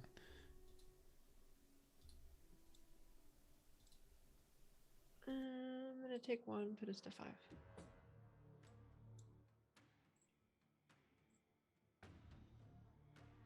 Oh no. Take a shot. another 5. You see the arrow bury into the flowing cloak, but it doesn't seem to hit anything. It's just, it gets the tail of this tattered cloak. Gilly, your turn. You guys are in it now. Just Yeah, remember, we're- you opted into We're this. fucked. I did not want to do this. Go ahead, Gilly. Well, you're in it now. Yeah. It's opening volley, so if you have a ranged attack, you can take it. That's Yeah. the only thing you can really do right now. Look at this! Gilly Kettlegrass, the only one who actually gets it done. Okay. 3 points of damage. Wow. Okay. All right, fair enough. You guys see? Did you see? So you guys then charge in, or to some varying degrees, into this large archway where there's like these scattered shadows, the darkness overhead. You can see as you come running in.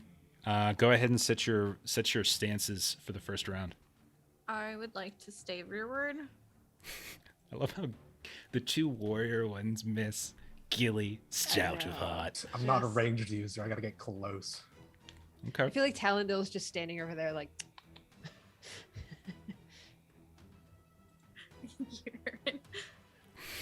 All right. Did you guys set your stances? sorry, no. Yeah, I'm going forward. Okay, I'm forward going stance for Floy. Open. Jeff, Yes. what type of action would it be for me to use my lantern to dip my arrows into them? We'll call that. That's a good question. I mean,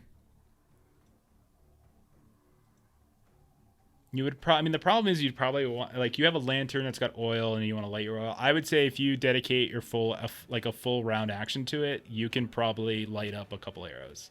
Okay. But that seems like you're dipping multiple things in, and then we'll say on subsequent turns, your secondary action can be the light, To light it. and then your before main shooting action it. can be the fire.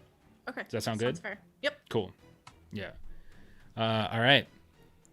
So I can't be rearward if she is rearward. So That's correct. I'm gonna go defensive because I still am on my last day of my wound, which means if I get another wound, bad things happen. Okay. All right, Floy, you're charging in. Forward stance, go. Charging it with my axe. For Coming down. treasure! Just charging towards the treasure, ignoring the wraith. Just scoop it up and run.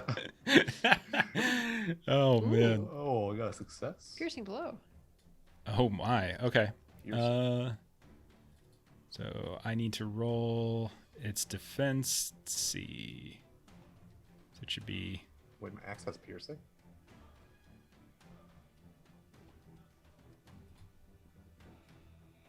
All right, we roll that. Roll a 12. No, it says edge beaten is 10. Oh, against 20 target number. Okay, so yeah, I failed my protection roll. So that piercing blow does actually go through. You do 7 points of damage, and I take a wound. However, this guy does have an ability that I'll tap into here to ignore that wound effectively. Did you roll mine or its? Oh, it is its. Okay, never mind. It's We had its. this I think last I just word names yeah, I were think it's just because popping I had you controlled, so it's Yeah, fine. okay. But no, it's the right dice showed up. It's all good. All right, Floy, you are right up next to it. You just took a huge swing, did some damage to it. You thought that, I mean, if this was a living thing, you cleave this thing right across its shoulders or right across its belly. Innards would be spilling out on the ground, but it's just kind of this cold stare looks down at you. Aurinial, you're up next at defensive stance. Okay. I am trying to poke at it with my sword. It's, I'm gonna take a dice, putting us at 4.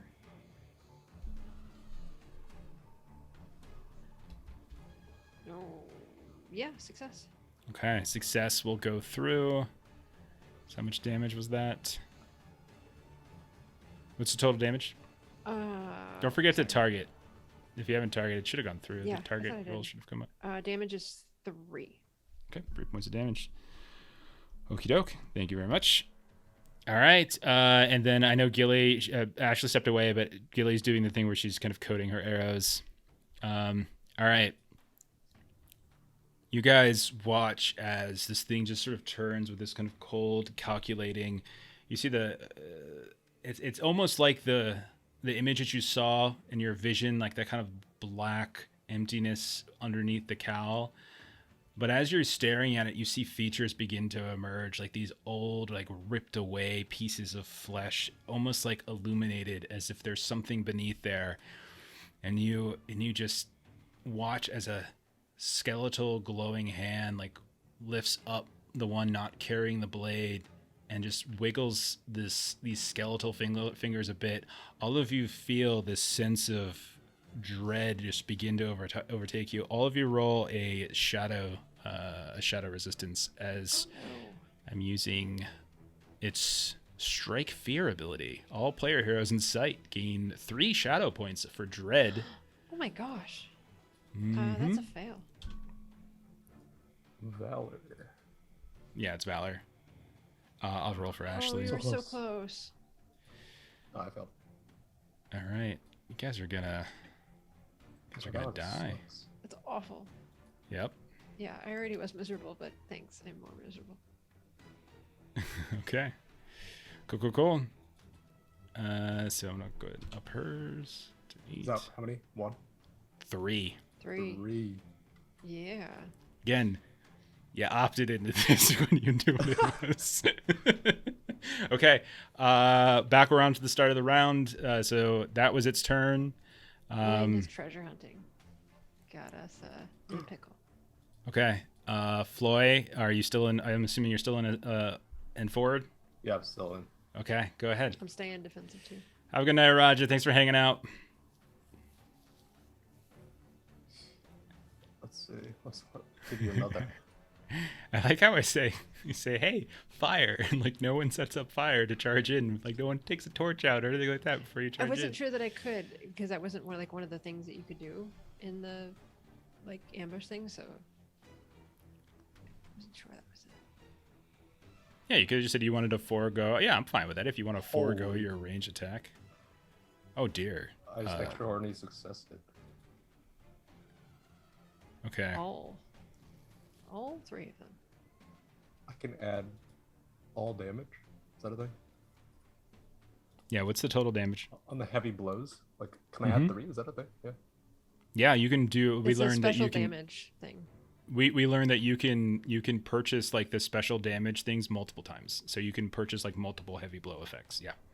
All right, Yeah, I'm going to do so- all 3. 28 damage. Equal to your strength rating. Is that- You Floyd, describe how you kill this thing. Defeat this thing, I should say. Yeah, with the treasure on my mind, and after its little fear attempts, I take part in that shadow a bit. Just raise my axe, bring it straight down through him. And you feel it cut through something. Like there's resistance, and it's not just the cloth, but there's something else there. And then it just gives. And suddenly you're throwing what looks like a tattered cloth to the ground. And this heap, you hear the clattering of the blade fall as well. And laying on the ground, it's just this heap of clothing. Renil, you're right next to him. You're watching this. And that's when you notice the cloak begin to stir.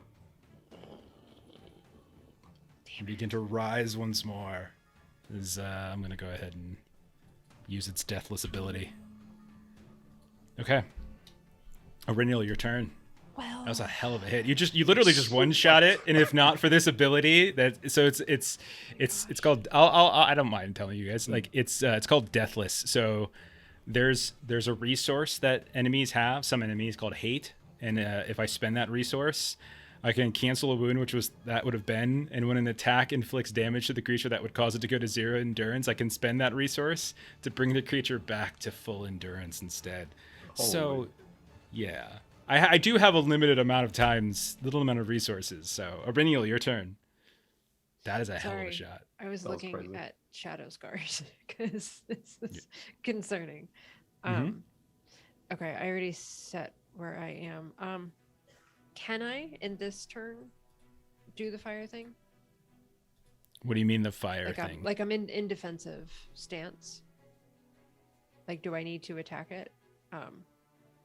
Or can I try to What do you set a mean by the fire? fire thing? Try What's to the set a fire thing? Like, try to take what I've got in my bag and To take like a torch out and try to light a Yep. torch. I mean, if you're doing that, I would say you're probably dropping. Do you have a shield up or anything like that? Are you dropping like a weapon? Like you would be. I would say you would probably not. So what you can do is you can take. Yeah, like I would say what you could probably do is. I have a short sword and a buckler out. So Yeah, I mean, if you're trying to take a torch out and literally light it, that's two hands, right? Like that's not a one-handed thing. So I don't see how you'd be able to keep both those. So if you drop your sword and your buckler right there next to this thing in combat, you can pull those two things out. That's fine. Like I'll say you can do that, but that also leaves you without buckler or sword. yeah. All right, I guess I'm just gonna have to try to hit it then, and hope that what Gilly's doing with the fire is gonna be helpful. Mhm. All right, I'm taking another one. We're down to 3. Okay.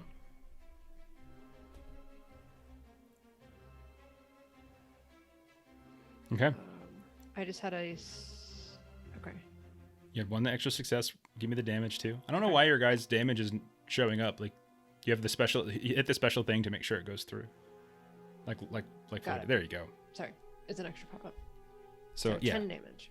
10 damage. Yeah. Describe that swing. It doesn't take it out, but like you again, same thing. You kind of feel resistance as you carve into it. Like, what do you go for as you're staring at this thing? Because I'm kind of defensive, kind of with the buckler. I imagine it's sort of like an underhanded, kind of up into. Okay. All right. So Yes. Gilly is going to light an arrow, and she's going to fire an arrow at it. Oh, she's back. Perfect timing, Ashley. It is your turn. You've got a lit arrow in hand. This thing has died and come back after Floyd did a massive hit. Auriniel just hit it. It's now your turn. You've got your lighted arrow. What would you like to do? You muted. Yeah, you would like to unmute yourself? I will hopefully shoot. I figured you guys didn't want to hear my phone call. That's fine. And we do still have depends. 3 of the extra d6s left. Let's use one just to Okay. make sure. Yeah. You also, by the way, took 3 shadow points while you were gone. 3 more. Yeah. Describe your kill here, Gilly. As that'll be enough. I don't have any more. I don't have enough hate to bring this thing back. Describe how this looks. Gilly has her lit arrow and she just kind of shoots it off, and she manages to, like, I don't know if it has like plate armor or what it's got. Looks like it's just some kind of cloak or something over top of it. Yeah, Maybe so she'll some hit it, like, leathers at most. right kind of maybe in like the chest clavicle area, and like the hood starts to maybe catch on fire. Yeah, exactly. The clothes begin to catch on fire. You hear Floy Auriniel right next to you, this as like some horrible wretched screech as the cloth just like the cloak, everything that it's wearing just bursts into flames and collapses into a heap once more. Except this time that heap is caught on fire and burning. You can see that horrible pitted blade off to the side is clattered to the ground. You wait a beat, a second beat, a third beat, and it doesn't rise again. You feel like you've possibly taken this thing out, or at least done enough to drive it away for now. Ernie wants to stab at the burning clothes just because, like. Okay, you stab. From the side, not from the top. You stab multiple times. and dull your blade as there's cobblestone below. So go ahead and just reduce all your damage by 4. Okay. All right. So as you finish and you kind of we'll go ahead and end combat there, and you start digging. I mean, like you look over and you can see these different piles, one of 2 bodies that seem to have very similar effects as to the first that you found, right? That super cold, and it's got this far off dead Sarah, but a few of these actually, like you can see, like one of these actually has slash wounds, like and the blade on the ground has recently been used. So you'd imagine like this is likely, at least within the last day or 2 or 3 days, that likely these grave robbers might have been here or something like that. You're not sure. But there is recently, like you can see on the blade itself, like that brownish red dried color, as if this blade has been actually used recently. I'll head up to the pile. Pardon me. Move some body Just push parts it out of the way. Out of the way. Out of the way. Okay. Yeah, so you start going through everything you find in these 2 big bags. So each bag is going to be worth treasure 2. Okay. So mechanically what that means is it counts towards your load. And so on your character sheets, there'll be a treasure box. You can put 2 in there, right? And so inside you're seeing all sorts of goblets, golden jewelry, precious stones, things like that. You do notice in one of the bags there is a interesting helm. As you're taking a look at it, it's not, it definitely looks to be worn. It's not shiny in any regards. Gilly, you can go. Actually, anybody can roll lore technically. So if anybody wants to roll lore, go right ahead. Because there is a symbol on this helm, like right in the front, and it almost looks like this kind of tapered up conical helm, but it's as if there's like a rim around it, like a crown, and then there's some kind of crest in the front. I failed my lore. Okay. If anybody passes our it. dice hit each other. So Oh, I yeah, don't that's know weird. if that affects anything. It doesn't affect it. Okay. Just a visual. Also a failure. No, we all failed. Okay. Maybe Oswald might recognize it. Maybe Talandil might recognize the symbol. But it was thrown in here. So you have 2 sacks of treasure. Each is worth 2. So you can divvy that up however you want, right? So if you want to carry this, you actually have to put it in your inventory to bring back with you. Yeah, I can carry it all. I'll split all this like treasures into like 5 pockets. Okay. Just all around me. You have all of it? Yeah, He's a it's stout dwarf. He And just you're not I can hand it all very- over. Each It's fine. shoulder. No, he throws one over each shoulder, ties like a little knot, and he wears it like, look, It's just a cloak, is all it is. okay. So speaking of Talandil, Aurenial wants to kind of peek over and see how Talandil is doing with the 3. Yeah, you head back. There were 2. You head back over, and both are dead, and there's no signs of Talandil.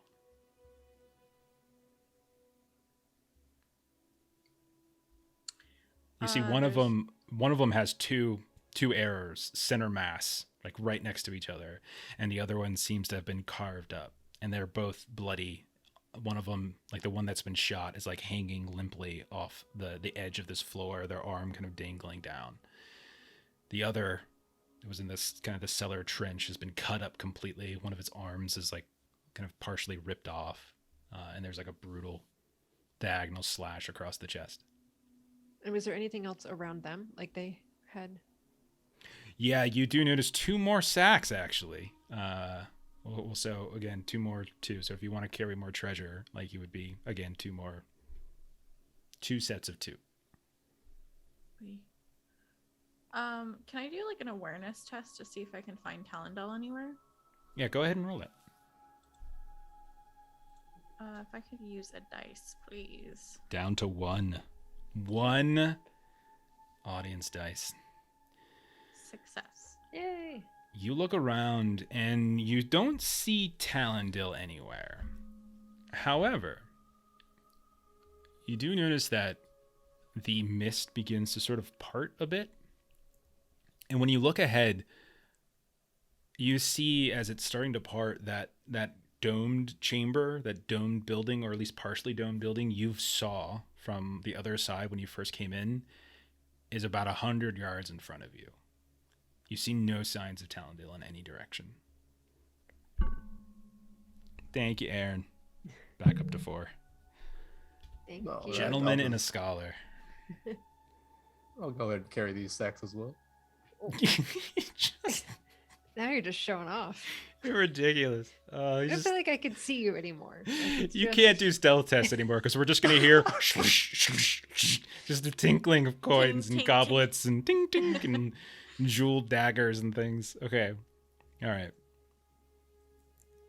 I'm gonna kind of do what I always do and try to look for footprints, see where he went off to after this skirmish. Gilly's already done that, so we'll say there's no signs. So like, I mean, she was successful. She looked around, didn't really see any signs, and he seems to have moved off somehow in a sort of stealthily direction. If you really insist on rolling, you can go ahead and roll hunt, but it's unlikely you're gonna learn anything. Okay. More than that. I guess we should try and make our way out of here. We shouldn't linger. Okay. Where do you go? Let's see if these guys are like looking for something in particular. Or do they have something on them? If they're- No, you go through. I mean, they have a couple like of those like kind of brutal clubs that you saw them hit, like cudgels, like with the sort of the blades through them, that you were fighting when you were in Oswald Breaker's home, and like it's much like the looters. It just looks like two of them are just kind of looting a variety of things. You see some like weapons in here. Like none of them look that great, but they're still metal. And when you look at their weapons, they're like using these thick, like lumpy clubs with what looks like tiny spikes that have been, so they maybe are just looking to maybe improve some of what they have. You see what looks like old semi-rusted axes and spears and swords, and some of them are broken, like a spear shaft is broken in half here and there. They're decent things. Like your weapons are better than what is in here, but it's possible they were collecting it. The stuff that you got still could be useful, especially if you give it to like, somebody who were, a smith or something back in town that might be able to kind of replenish this. Not that weapons are made to regularly within Bree, but could be useful.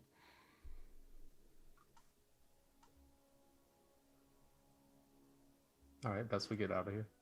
Okay. Where are we headed? Did we know if there was more than just the two, right? Yes.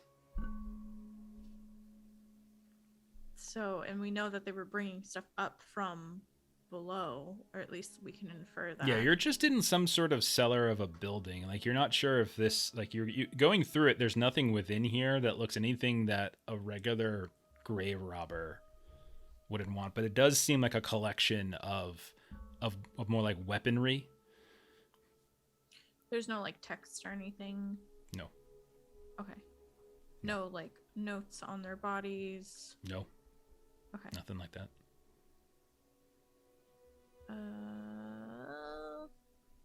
We should probably try to keep sweeping while we're here.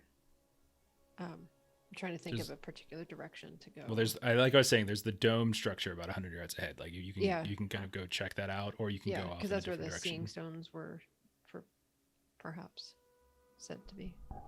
Right. Okay. All right. To the dome we go.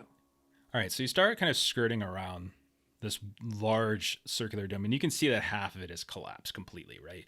As you're near, you do notice that it kind of there's some flickering at the top, as if you're not quite sure exactly what is it. Is it metal? Is it glass? Like the dome? Like it's so kind of somewhat high up. You look around for some kind of entrance. Like the western side of the dome is fully collapsed inward and kind of almost imploded in on itself, kind of blocking any clear entry into the building. It looks like there was this grand archway that went inside, but that has kind of collapsed inward itself. If anybody wants to roll scan, can roll scan. Yeah, I've got a good scam. Go for it. Somehow he can still see. 15 of pass. Yeah, you as you're looking around, you do find what looks like a sort of a hidden is kind of an overstatement of it, but it does look like there is this back way, like beneath this bit of rubble, as if somebody has kind of cleared away rubble and found kind of a tunnel entrance that seems to go in and downward, like as if it's going down into the ground below the dome. Point that out. Yeah, we can head in. Lead the way. Or no, you don't lead the way. You aren't quiet. Of course I can lead the way. You could hear me from a mile away. Keep up. Okay. So you kind of move your way down into what looks like this winding, circuitous hallway that begins as tunnel with earth collapsing inward. Elsewhere, it seems like reinforced brick of a cellar. Eventually, you push your way through underneath the dome itself. And is anybody having light? Because it's absolutely dark in here. I have a lantern. Okay, so you flip your lantern, you kind of unhood it, you hold it about, and you can see that all around there's what appears like rubble of you imagine these like ornate chairs, seats, furniture, tables. Looks like there have been bookcases or shelving that has been thrown to the ground. You notice above that, like, as you kind of hold the lantern around, like you're getting this flickering bits of light off of it, and you can see that the dome itself has this just amazing, beautiful, like mosaic, like on what now you think is like some kind of ceramic tile that depicts like painted ceramic, like it's a landscape. You peer and you kind of look, and it almost looks like some kind of ocean surrounding an island. There's some sort of massive, like immense structure, and then it hits the rubble, right? And so you kind of lose it. But from what you can glean, some kind of like ocean and island, the specifics of which it's hard to discern. You also notice that there are a handful of chests, these large crates in the area that seems to have been smashed open. And other than that, you don't see anyone in here. And like the rubble kind of blocks any further movement into the building, as from what you can tell. So we'll just make sure to check into each of like the crates and chests and things. Yeah, you start going through them, and you can see that some of them have been recently ransacked. Like you can tell, like just by kind of looking at some of the way in which the shavings are of like an exploded and broken chest are sitting on top of certain rubble, no dust upon them, as if like they've recently been broken. The earth and the rubble around it recently disturbed. You notice that there was kind of an ornate shelving area of some kind, and you see a whole heaping of what looks like staves, maybe spear shafts. You're not exactly sure what. They seem to have been kind of lost, like ruin or broken here and there.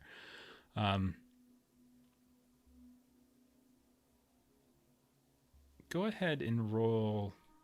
I'll say go ahead and roll scan if you want, Aurelio. I'll give it a shot. No. Okay. Yeah, you don't notice anything that kind of stands out within them. But as you're moving about, you do notice like the kind of this faded tapestry that seems to be hanging down from one of the walls, and the crest that is on that helmet that you found is, you can barely see the same, like that same image on that banner. The banner itself is kind of tattered, but it might be worthwhile to someone like an Oswald or something, collector, historian, scholar, etc.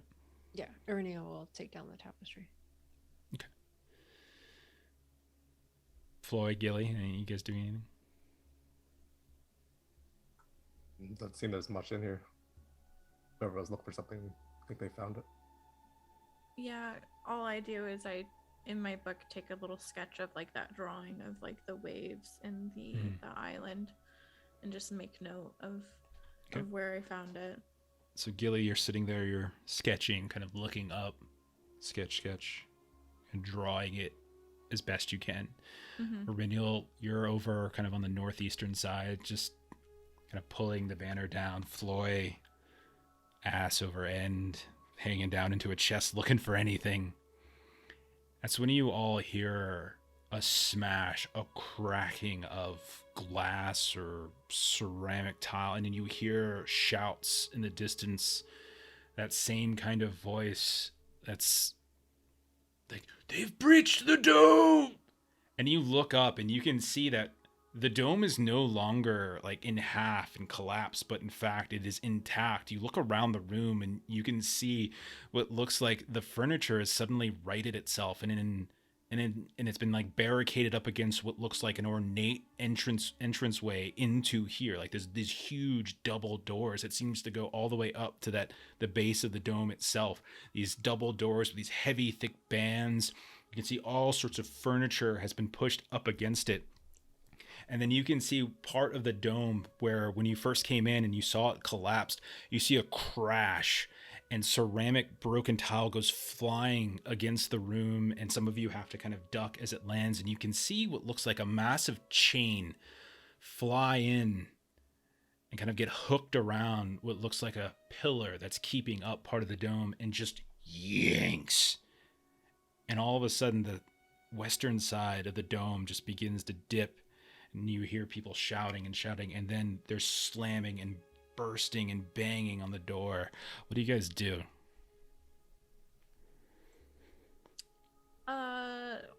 Yeah, Gilly's ready to get out of here. Yeah, Ireneo, same, I would say. Is it possible for us to get out the way that we got in? Yeah, you turn back around and you can see that there's like the way you came, you went down and then kind of up. So you start retracing your steps back through some kind of circuitous hallway, and you come to the portion where that earthy wall would have been, and you look around and it's just perfect stone and brick kind of blocking your path forward. Shit.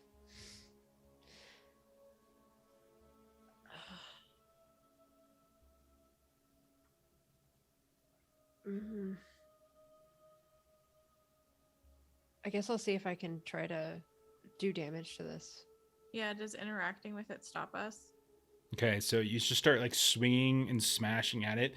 Yeah. And at first you're hearing ting, ting, as your weapons are just smashing against the brick, but eventually you start coughing as dirt and dust are in your eyes, kind of your eyes begin to water, and you see the hole in the wall itself. You can see the pile of brick and stone on the ground.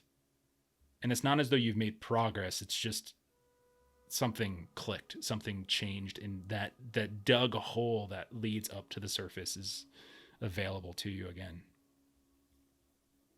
Scamper through it all. Ireneo will kind of push Gilly up first. Yeah, and we'll get out of here. Gilly, you get up to the surface and you can see immediately, no roll necessary, in the ground in front of you, like there's this moss and lichen. It's kind of got this greenish tint to it, but you also see there's blood trail. Oh shit. And Iraniel, there's a blood trail. Hurry up, let's go. What's on either side of the blood trail? What do you mean? Yeah, I don't get the question either. I'm just wondering, like, is something really big dragging something else that is then going to see us? That's No, what you I don't was see anything like that. If there was a big thing that she could see, I would say, hey, there's this blood trail in this really big thing dragging it, causing the blood trail. Like I would give that to her. There's a blood trail. But I'll call that down and I'll start following it. Okay. I'll pursue You as well. swoop. Okay, so Floy, Gilly, you Yep. kind of swoop around to back out onto the avenue, and you can tell as you turn that there's this sounds of what almost feels like siege weaponry, the clanking of weapon on weapon, a horn in the distance. When you kind of curve around to the dome and you kind of see that front side of it, you once more see that massive troll sweeping around at the front of this dome. The ornate entrance is still somewhat intact, but it's smashing and pulling down these long columns that are keeping open like this entranceway, and it's just ripping through them, and they keep collapsing one on top of the other. You continue to look, and you notice that that barbarian from the gates, that large hulking figure with that big black axe, is right in the streets and is sweeping it through, kind of cleaving multiple soldiers in a uniform that looks, well, now that you zoom in, has the crest that you've seen now on the banner, on the helmet.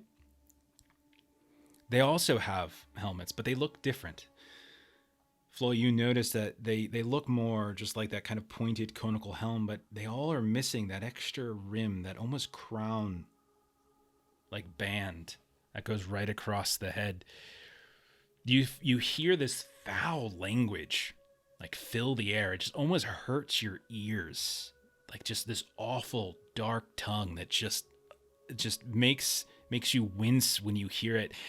And you kind of track your eyes and you see on this mounted on this like shadow of a hill overlooking this skirmish happening in front of this dome building. You see that same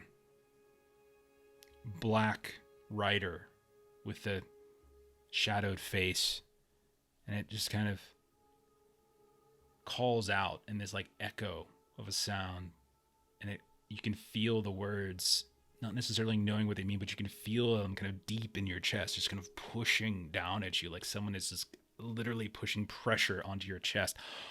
Everybody in the area like just turns. You're not sure if they see you or not, but suddenly that barbarian with the massive axe comes sweeping at you. The troll kind of turns. The chains are whipping and flipping around here and there.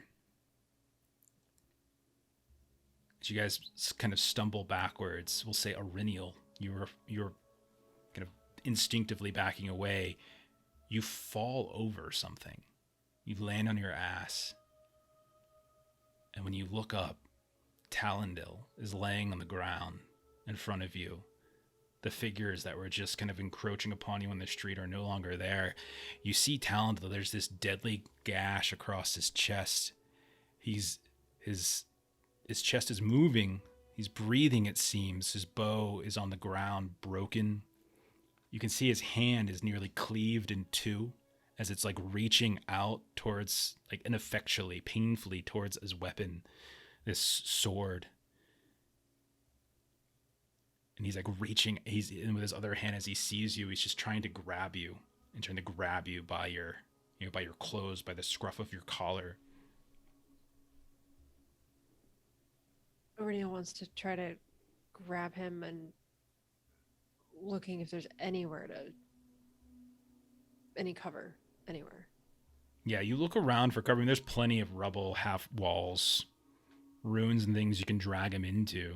Yep. But the minute you try to like move him, he just pulls you to... He's breathing, he's kind of heaving. You see that classic like blood kind of coming out of his mouth a bit here and there. Anyone here have healing capabilities? Like anyone here have heal test? I have healing. Yeah, roll heal. I'm gonna use The last dice. No, we've got. Got no, Aaron the hero, the real We now hero. have 3. Plus. All right. Ugh, I failed. Yeah, he's alive. You're not sure for how long, and you're confident there's nothing you can do for him other than hopefully just keep him alive. But you need to get him to like a proper healer if he's going to survive. Like his wounds are such that they need to be stitched. They need to be cleaned. Whatever did this to him. Mm-hmm. It doesn't look like the same kind of weaponry that that was affecting the bodies that you found near the wraith, but like it definitely seems to have cleaved. But as you're doing that, he just grabs you. She's taken the bones of those who dwell in the barrows. And he just grabs his hand and he puts it right on your face, and there's like blood on it. It's kind of smearing, and he just kind of pushes your face so that you're looking northward beyond that dome building, where you see the growing hills, which you would recognize aren't just hills. They're other things as well, like in some cases barrows, burial sites, etc. And you can see there is this sort of fire-haired, like kind of brownish orange-haired woman, half side shaved, the other half kind of braided. She seems to be galloping away on some kind of on a steed, on a mount of some kind. It almost looks like these thick, heavy legs. You're not probably too familiar with horses, I would say, but it doesn't look like the type that those within Bree are too familiar with. You can see 2 things. You can see that she's much like Floy. She has a sack over the back of this creature, right? This horse. And you can see as she turns around, she has this weapon in her hand that, now that you look at it, is familiar. It's this long black axe, and she's probably 200 yards away at this point, but you can still kind of see it at this distance. That's how long it is, as long as her body. You watch as she like kind of holds it up into the air, and she shouts in your distance, like you can barely hear as the voice is barely carrying on the wind, and you can hear the noise but not quite make out what she's saying. But moments later, you see from the base of these mounds that she has now crossed, that are between you and her, you see these figures begin to rise. These cloak-covered figures out of the barrows that seem to be interspersed between first 1, then 3, then 10. And by the end of it, there are these 12 wraiths that have stepped and kind of grown up from beneath, and it seemed to be between you and her. And she turns around, she continues riding, and the wraiths themselves slowly begin to sort of float down in your directions. What do you guys want to do? Yeah, let's get the fuck out. Yeah, run very, very quickly. Okay. So this will be a skill endeavor. Are you taking Talandil? Yes. Yes. Okay. So if you're taking Talandil, it's going to be resistance 9. Yeah. 6 if you leave him. No. I'm just saying. It's a good deal. Fine. Oh, boy. He looks at Floy, who's like stuffed all the goblets in his shirt, and he's like, "You should have. I knew it." Okay, resistance 9. You see, so basically, you're trying to figure out how to escape, how to get out of Fornost, right? So some ideas. Think of ways to scout efficient paths, ways to help, Talandil or something like that, or shift or carry him or drag him. Think of ways to sort of obscure, your movement from the race that are following you, or some way to harry or delay them as they're coming. These are things you could attempt to try to accomplish as you're trying to quickly escape and kind of get to the other side, get out of these haunted grounds. What do you do? Who would like to go first? Who has an idea? If I still had some oil-soaked arrows, I'd probably just immediately fletch one. Okay. and That range combat attack. try and try and catch something on fire to delay them. That's what I was So wondering, you- if there's grass or something, if we can Yeah, we'll say. I mean, there's definitely moss. There's some vegetation here and there. Some trees, certainly. So Gilly, only if you wanted to, just to try to get like a wall of fire Yeah. kind of on the ground. Yeah, that's what I'm thinking. perfect. Everyone stay hydrated. Thanks, Gabe. Oh, failure. Okay. Oh. So you take a couple shots. You see like a bit of fire burst up, but then it like hits like a patch of what looks like moss on the cobblestone, like this big patch of it in the ground, and it immediately erupts. But then just as immediate as it erupts, it dissipates as if it just burnt it out like a quick fire. And they're getting closer, and you guys are moving, and you're dragging, and you're hurrying, you're turning around, you fire, you shoot. Who's next? I'm wondering if I can,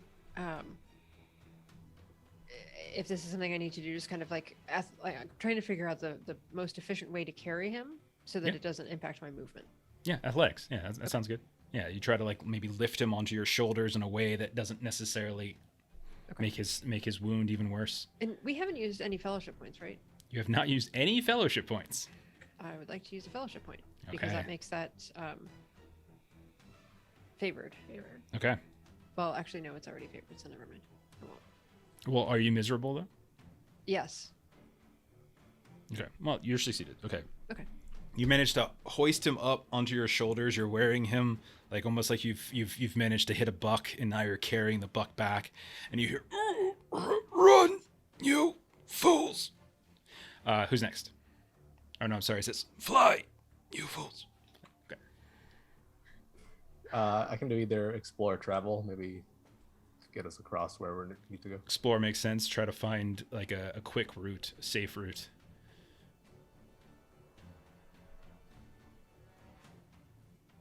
Okay, that's you see Floyd struggling. Maybe it's all the sex he's carrying. He's like, ooh, shiny.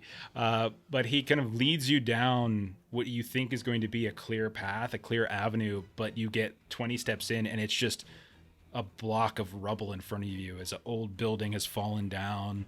There's some wiry road that has emerged from it. Okay, you guys have 3 rerolls left, and you have fellowship points. I want to warn you that if you don't succeed at this, remember there is a number of turns here. If you don't succeed at this, you will literally have to battle multiple wraiths. So, Yeah, no, that's going to be awesome. so you guys might want to tap into some of the resources that you have at your disposal. I want to stealth. Do a stealth roll. Try and hide our tracks. Maybe get us out of the immediate visual range of these guys. Okay, To see if that'll help us. what are you thinking? What do you want to roll? Stealth.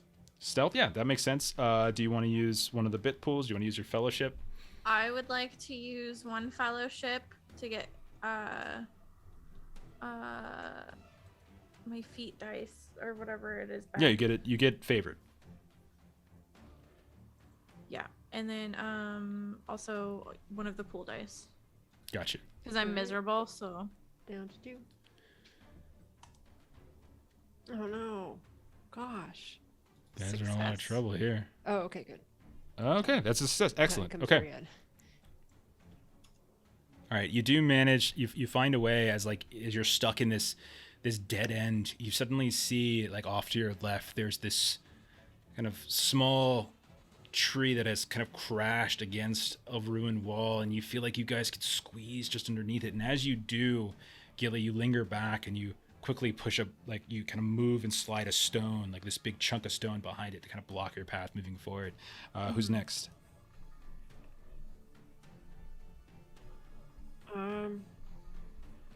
Aurelial will try to see if there's something that I can. I don't know if this works at all, but trying to throw something out there that would. I'm trying to think of a way to distract them.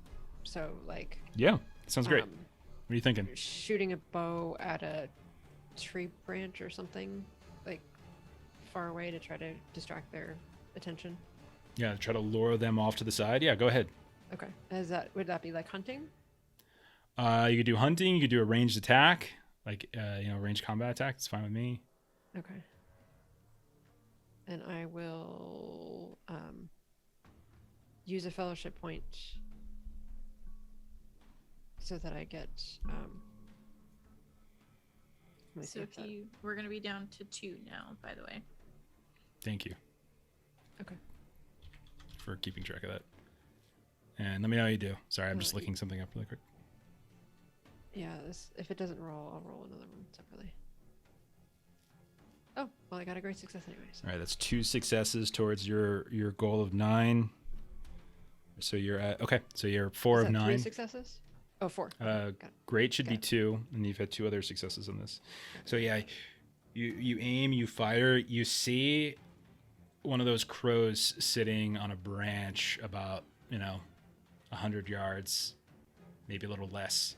You fire an arrow in the air. It doesn't actually hit it, but it hits the tree, which causes the crow to suddenly erupt and that suddenly the mass of at least a couple of the fellers begin to drift off and go towards it.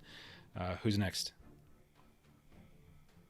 I'm gonna try and push past my limits here, and pretty much just run ahead of the group.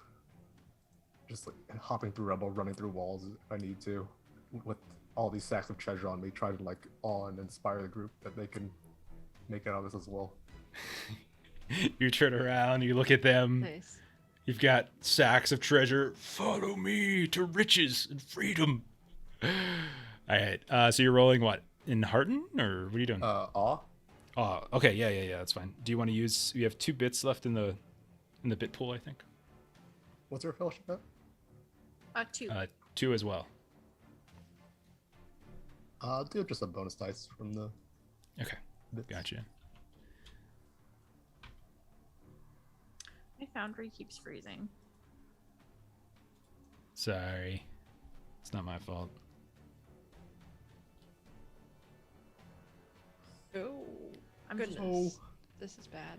You watch as Floyd turns to run, and he tries to like push through what looks like a wall of like loose fitting stone, and he smashes right into it. And one of his sacks goes falling to the ground. You hear the clink of the treasure as it starts to spread. And rather than inspire you guys, it worries as Floyd, in the face of these encroaching wraiths, you hear the cacophony of like all of those different goblets and things on the ground. He just stops to scoop it and sweep it back into the sack. Oh no. I like Floyd. I like where his head's at. Who's next? I can't actually click on anything or do anything. I've tried reloading. Okay. I mean, I can roll for you. Just tell me what you Yeah. want to do. I wanted to do like an Enhearten roll. Okay. And then I want to spend one of my 2 hope points to Okay. get inspiration. And use my true hearted. Okay. You're and inspired, then- which means you get an extra 2d6s. Okay. Yep. And then I would like. How many bonus dice do we still have? 1 left One. from the bit pool. Then I'll use. Melissa said she didn't use a fellowship, so I'll use that fellowship point to get. So we have 1 of each left now. We'll have 2 because we were. Yeah, I didn't actually use the fellowship when I Oh, rolled. okay. Like there was Yeah. only just a 1 feat die. All right. So you're rolling. So I'm rolling in Hearten. You're getting 2 bonuses, I believe. So you're gonna take the best from that. You are inspired. Okay. Here we go.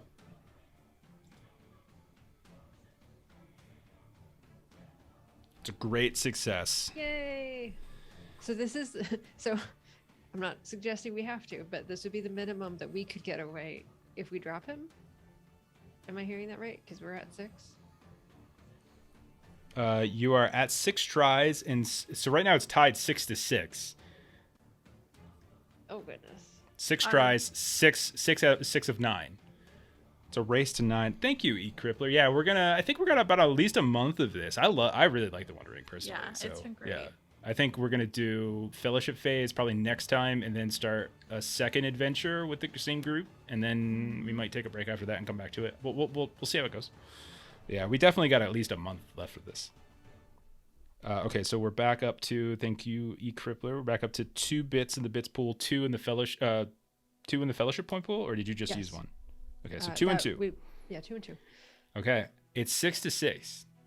Oh, 6 gosh. tries, 6 resistance over 9. You can kind of see in the distance the gate, right? At least the entranceway to the gate. The Can I mist use is swirling awareness around. to figure out like fastest way to get there, if like it's going around a building or something, like just trying to see. Yeah, like the see mist parts ever so way. briefly, right? And you can kind of see rising up the ruins of those two towers that kind of flank the gate that come in. And you can see it. It's still a little bit of a ways off, but then immediately, as if it's like water filling up, like a river that's suddenly flooding into a channel, just whooshes back in and kind of obscures your mist. But let's see if you're a keen eye enough to sort of track based upon that brief moment of sort of awareness. What's the best path forward? Now, 2 from the bits pool, 2 from the fellowship point pool if you want to use it. Take one of each. You also have your hope, like Gilly did. She burned some hope to get extra d6s. When you get great successes, when you get extraordinary successes, extra successes count extra, towards yeah. the thing. Okay. So that was Alright, a really I'll spend smart one of my play. hope. I'll spend one of my hope, and I am swift. Sure. I don't know. The swift would help with awareness. I think in this case, Like because of the way quick the thinking. way I just described it, yeah, like the idea of Yeah. like quickly looking around. Yeah, I'll take it. Okay. It's in And the then fiction. I'll take 1 from the pool also, so I should have 3d6s and. Okay, so. You could literally get it here if you were to get an extraordinary success. Do you want to burn one of them fellowship points to get favored did. on the roll too? I did, Oh, you did? yeah. Okay, so 1 and 1. So, Extraordinary success for the win. Come on, Aurelial. inspired. I just want to make sure I've got enough here. So there should be 2 from hope, 1 from. There should be 5d6 total. So just make sure it's 5d6 at the end. Okay, here we go. Well, that's a lot of dice. Just a one more. great success. Oh, 1 more. Oh no. Okay. Oh no, that takes them away. All right, you're at 8 of required 9, 7 of 9 tries. You need to get 1 more success in the And 2 next 2 tries. attempts, or you're Floy! battling 12, like about 12 wraiths, and you're all Oh, gonna no. die. No.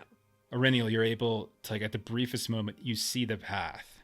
You see this curving tree that twists and turns and immediately folds in on itself.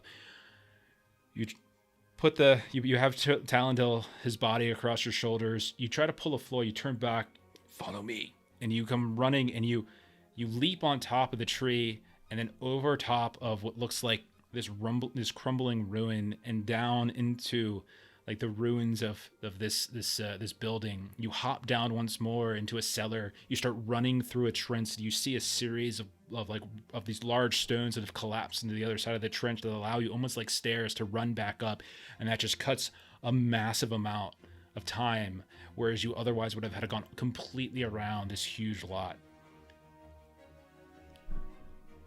The gates are there. You can see them.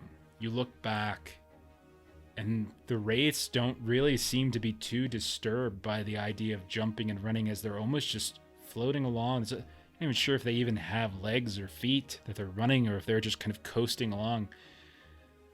The specific form of a wraith, Aurenial, you have enemy lore. You think they might just be wearing the cloaks to some degree to give them shape. They might not even have physical form, as best you understand. 2 chances. You need 1 success. Who's brave enough and bold enough to get you through these gates? The last one. Back onto the Greenway. And home to the Breelands. Is there an actual gate there, or is this? It's just, shut up, man. Okay, I was trying to be. No, it's the ruined. Remember, it's the ruined flank. Okay, in the vision there is a gate, but like in reality it's Okay. not. So that's how you've been able to kind of differentiate between the 2. Floyd, you got hope to burn. I do. Yep. And also make sure that you click miserable. on He your sheet. is am miserable. hoarding his hope Okay. like a greedy dwarf. A- You are a treasure playing your hunter. dwarf character Yeah. perfectly. Since I was falling behind a bit, maybe we'll do some athletics. Try to catch up to the group. You turn around, you see he drops something. Whoa, picks it up. Oh, and as he picks one thing up, another thing drops. Like, oh, jeez. We do have one last fellowship and one Yeah. last from. One of Yeah, each. and you do That's- have a map in your equipment. Maybe that could assist. That's more for, I think, the it's about journey travel. Yeah. Oh, yeah. that's- Okay. I don't think that would help here. Athletics. Yeah. Yeah. Okay. Oh, he's doing athletics athletics. To Yeah, lift your but- knees up and start running. Oh, Are you taking the fellowship? You're crazy. Okay. I'll do fellowship. I'll do. Okay. Do it all. I'll do it all. Okay. All right. We're down to 0 each. Fuck. If he fails this, you guys are so screwed at the Yeah. next Pick roll. the one with 1 point in it. 1 point. Why are you doing this? If you have 1 in it. Sorry, it's too late. Why? He has declared it. That's I need you to make that roll now, Floy. If he fails, I'm gonna say, do you guys fail this? I'm gonna say Floy gets away with all the treasure, and the two of you have to head back and find them. Wait, how does that work? If I'm I'm s- ill do you favored mean? with misery, and then I have the. I cancel each other up. But if you, so There should be a toggle. So, like, if you've already clicked miserable, Okay, there okay. should be a toggle. Yeah, so you're just gonna roll like normal, as opposed to rolling 2 and taking the worst, whereas 2 and taking the better. You're just gonna roll the 1. Clicked it. Wow. 17 success. What? Describe how Floy rushes past and leads everybody into the gate, or through the hole where the gate once stood. Wow. After I've gathered all my treasures and coins that have fallen out, I see Ireneal's eyes leading the path, and I just sprint it before she even notices the completion. So I'm running with all my sacks and hopping through all the rubble and trees. to we're make it just past following the gates. ting tings. You just you hear shh shh shh, and the mist kind of covers him as he runs past you, but you can hear shing shing shing shing, shing, and you just follow the shing shing. Every now and then, one of the treasures drops from the sack, never hits the ground. Floy is so quick, he just grabs it and he just catches it and throws it back into the other one. Through the gates he goes. You guys reach the ramp that leads up and descend down. You look back and you see the wraiths that have been chasing you sort of stop kind of at the edge of the gates themselves. They don't follow it down the ramp. And you guys make it back to the greenway. Get about a mile away. And when you do, you realize that the rain has stopped and you feel warm once more. And you're going to look back and see the storm clouds are still sort of lingering off to the side, but you don't hear the sounds of thunder. You don't hear the sounds of raindrops. Everything seems to have sort of settled at this point. And what we'll say is that over the course of the next day or two, you probably double time it with Talandil. Talandil, you do your best to keep him alive. We'll do some rolls at the start of the next session to see whether or not he lives or survives. But we'll say that over the course of the next day or two, as you hurry your way back down the greenway as fast as possible, you return to the Breelands. You return to Combe, and you make it out of Fornost, having recovered some treasure, actually, and also having seen some strange things, in fact. Some strange visions that continue to haunt. And over the course of the next night or two, as you're traveling, they recur as nightmares in your mind. You wake up in a cold sweat over and over. And I think we'll end there. And we'll pick up next time. We'll do the fellowship phase next time. So we'll get to do some of that. I'll let you all know that we'll say that you all have... you get like 3 adventure and 3 experience points per session, but they define session as the 3-hour game, and we usually play about 2 to 2.5. So I'm gonna treat it like I think I was treating it like 12 hours worth of playtime. So we'll say, did I say that It right? should be 14 now. No. That's I'm counting today because today was the 10th. It was today would have been 10, but we go over sometimes, but it'll probably get us up to 12. And so we'll say each of you has 12 adventure points and 12 skill points to spend. I have a handout in Foundry that you can see how you will spend it and stuff. and we'll kind of talk about that. So if you want to do the first part, where it says like perform your updates and spend experience points, you can do some training, you can do some growth, but after that we'll get into the recovery stuff and we'll do the undertaking stuff together, and we'll do that on air so that we can kind of walk through how that goes as well. But we'll call that the end of this adventuring phase, and you'll get some time off, and we'll kind of move on from there. Much needed time off. Yeah, much needed to recuperate. Okay. Nice. All right. Yes. All right, and we'll kind of we'll work with the fallout of this as you get to the Brelands and stuff, and kind of go from there. It's interesting. I didn't expect to go to the Fornox. Like I was kind of weaving a couple different threads. I was saying this to Melissa. Like I thought for sure you guys would like follow like kind of the orcs and goblin stuff, but you guys ended up going like the hill folk stuff. And I'm like, I didn't think they were going to go there yet. So I was like, I didn't think we were going to go to Fornost. I thought we were going to go like Forsaken Inn and then up into the Weather Hills and all that sorts of stuff. That's what I thought we were going to do, but like. I was fun though, man. We decided to accumulate a whole lot of shadow points. Yeah. I hope you guys like that. Like I love this Angmar stuff. Like it's always been like the Kingdom of Arnor and stuff like that, and all the history I've been like absorbing as much as I can. Like it's really cool things, and all of it is in the because one of the cool things is the history is all Third Age too. Like all like the the war with Angmar and everything. It's all Third Age. It's so, but it's a ways ago. It's like 1200 to 1500 years ago, right? So but it's still like within the same age, so whereas if you were going back to things like Numenor and whatnot, like, well, actually even that to some degree. So I'm not an expert, but whatever. Anyway, we'll call it there. Let's see what else we got going. Melissa, we are playing a new game on Monday, back on our channel, 9 p.m. Central Time. We will be back here as we're starting up Deadlands using the Savage World Adventure Edition.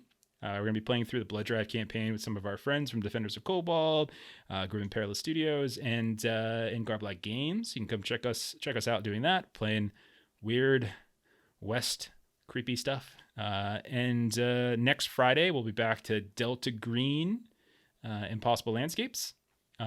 We started up part 4, the final part of our year-long campaign. The end is near, very, very near. The end is nigh. Yeah, and then next Saturday we are here again playing more One Ring. You can also catch me next week on a couple other places. On Wednesdays, I'm always on Defenders of Cobalt. On Thursdays, I'm on Garblag Games. We've been punching Nazis, playing Octon Cthulhu. It's been a lot of fun. So yeah.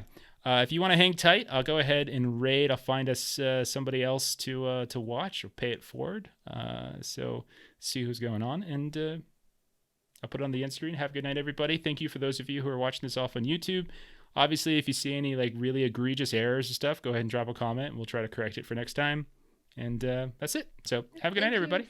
Thanks for the bits. Thanks for the subs. Yeah, you guys were awesome. I really, really appreciate that. Gentleman and Scholar Aaron, like. He's like the guardian angel of the party. Yeah, he's our patron at this point. Right? Exactly. Yeah. Put Balin aside. Okay. Have a good night, everybody. We'll see you next time. Bye, guys. Bye-bye.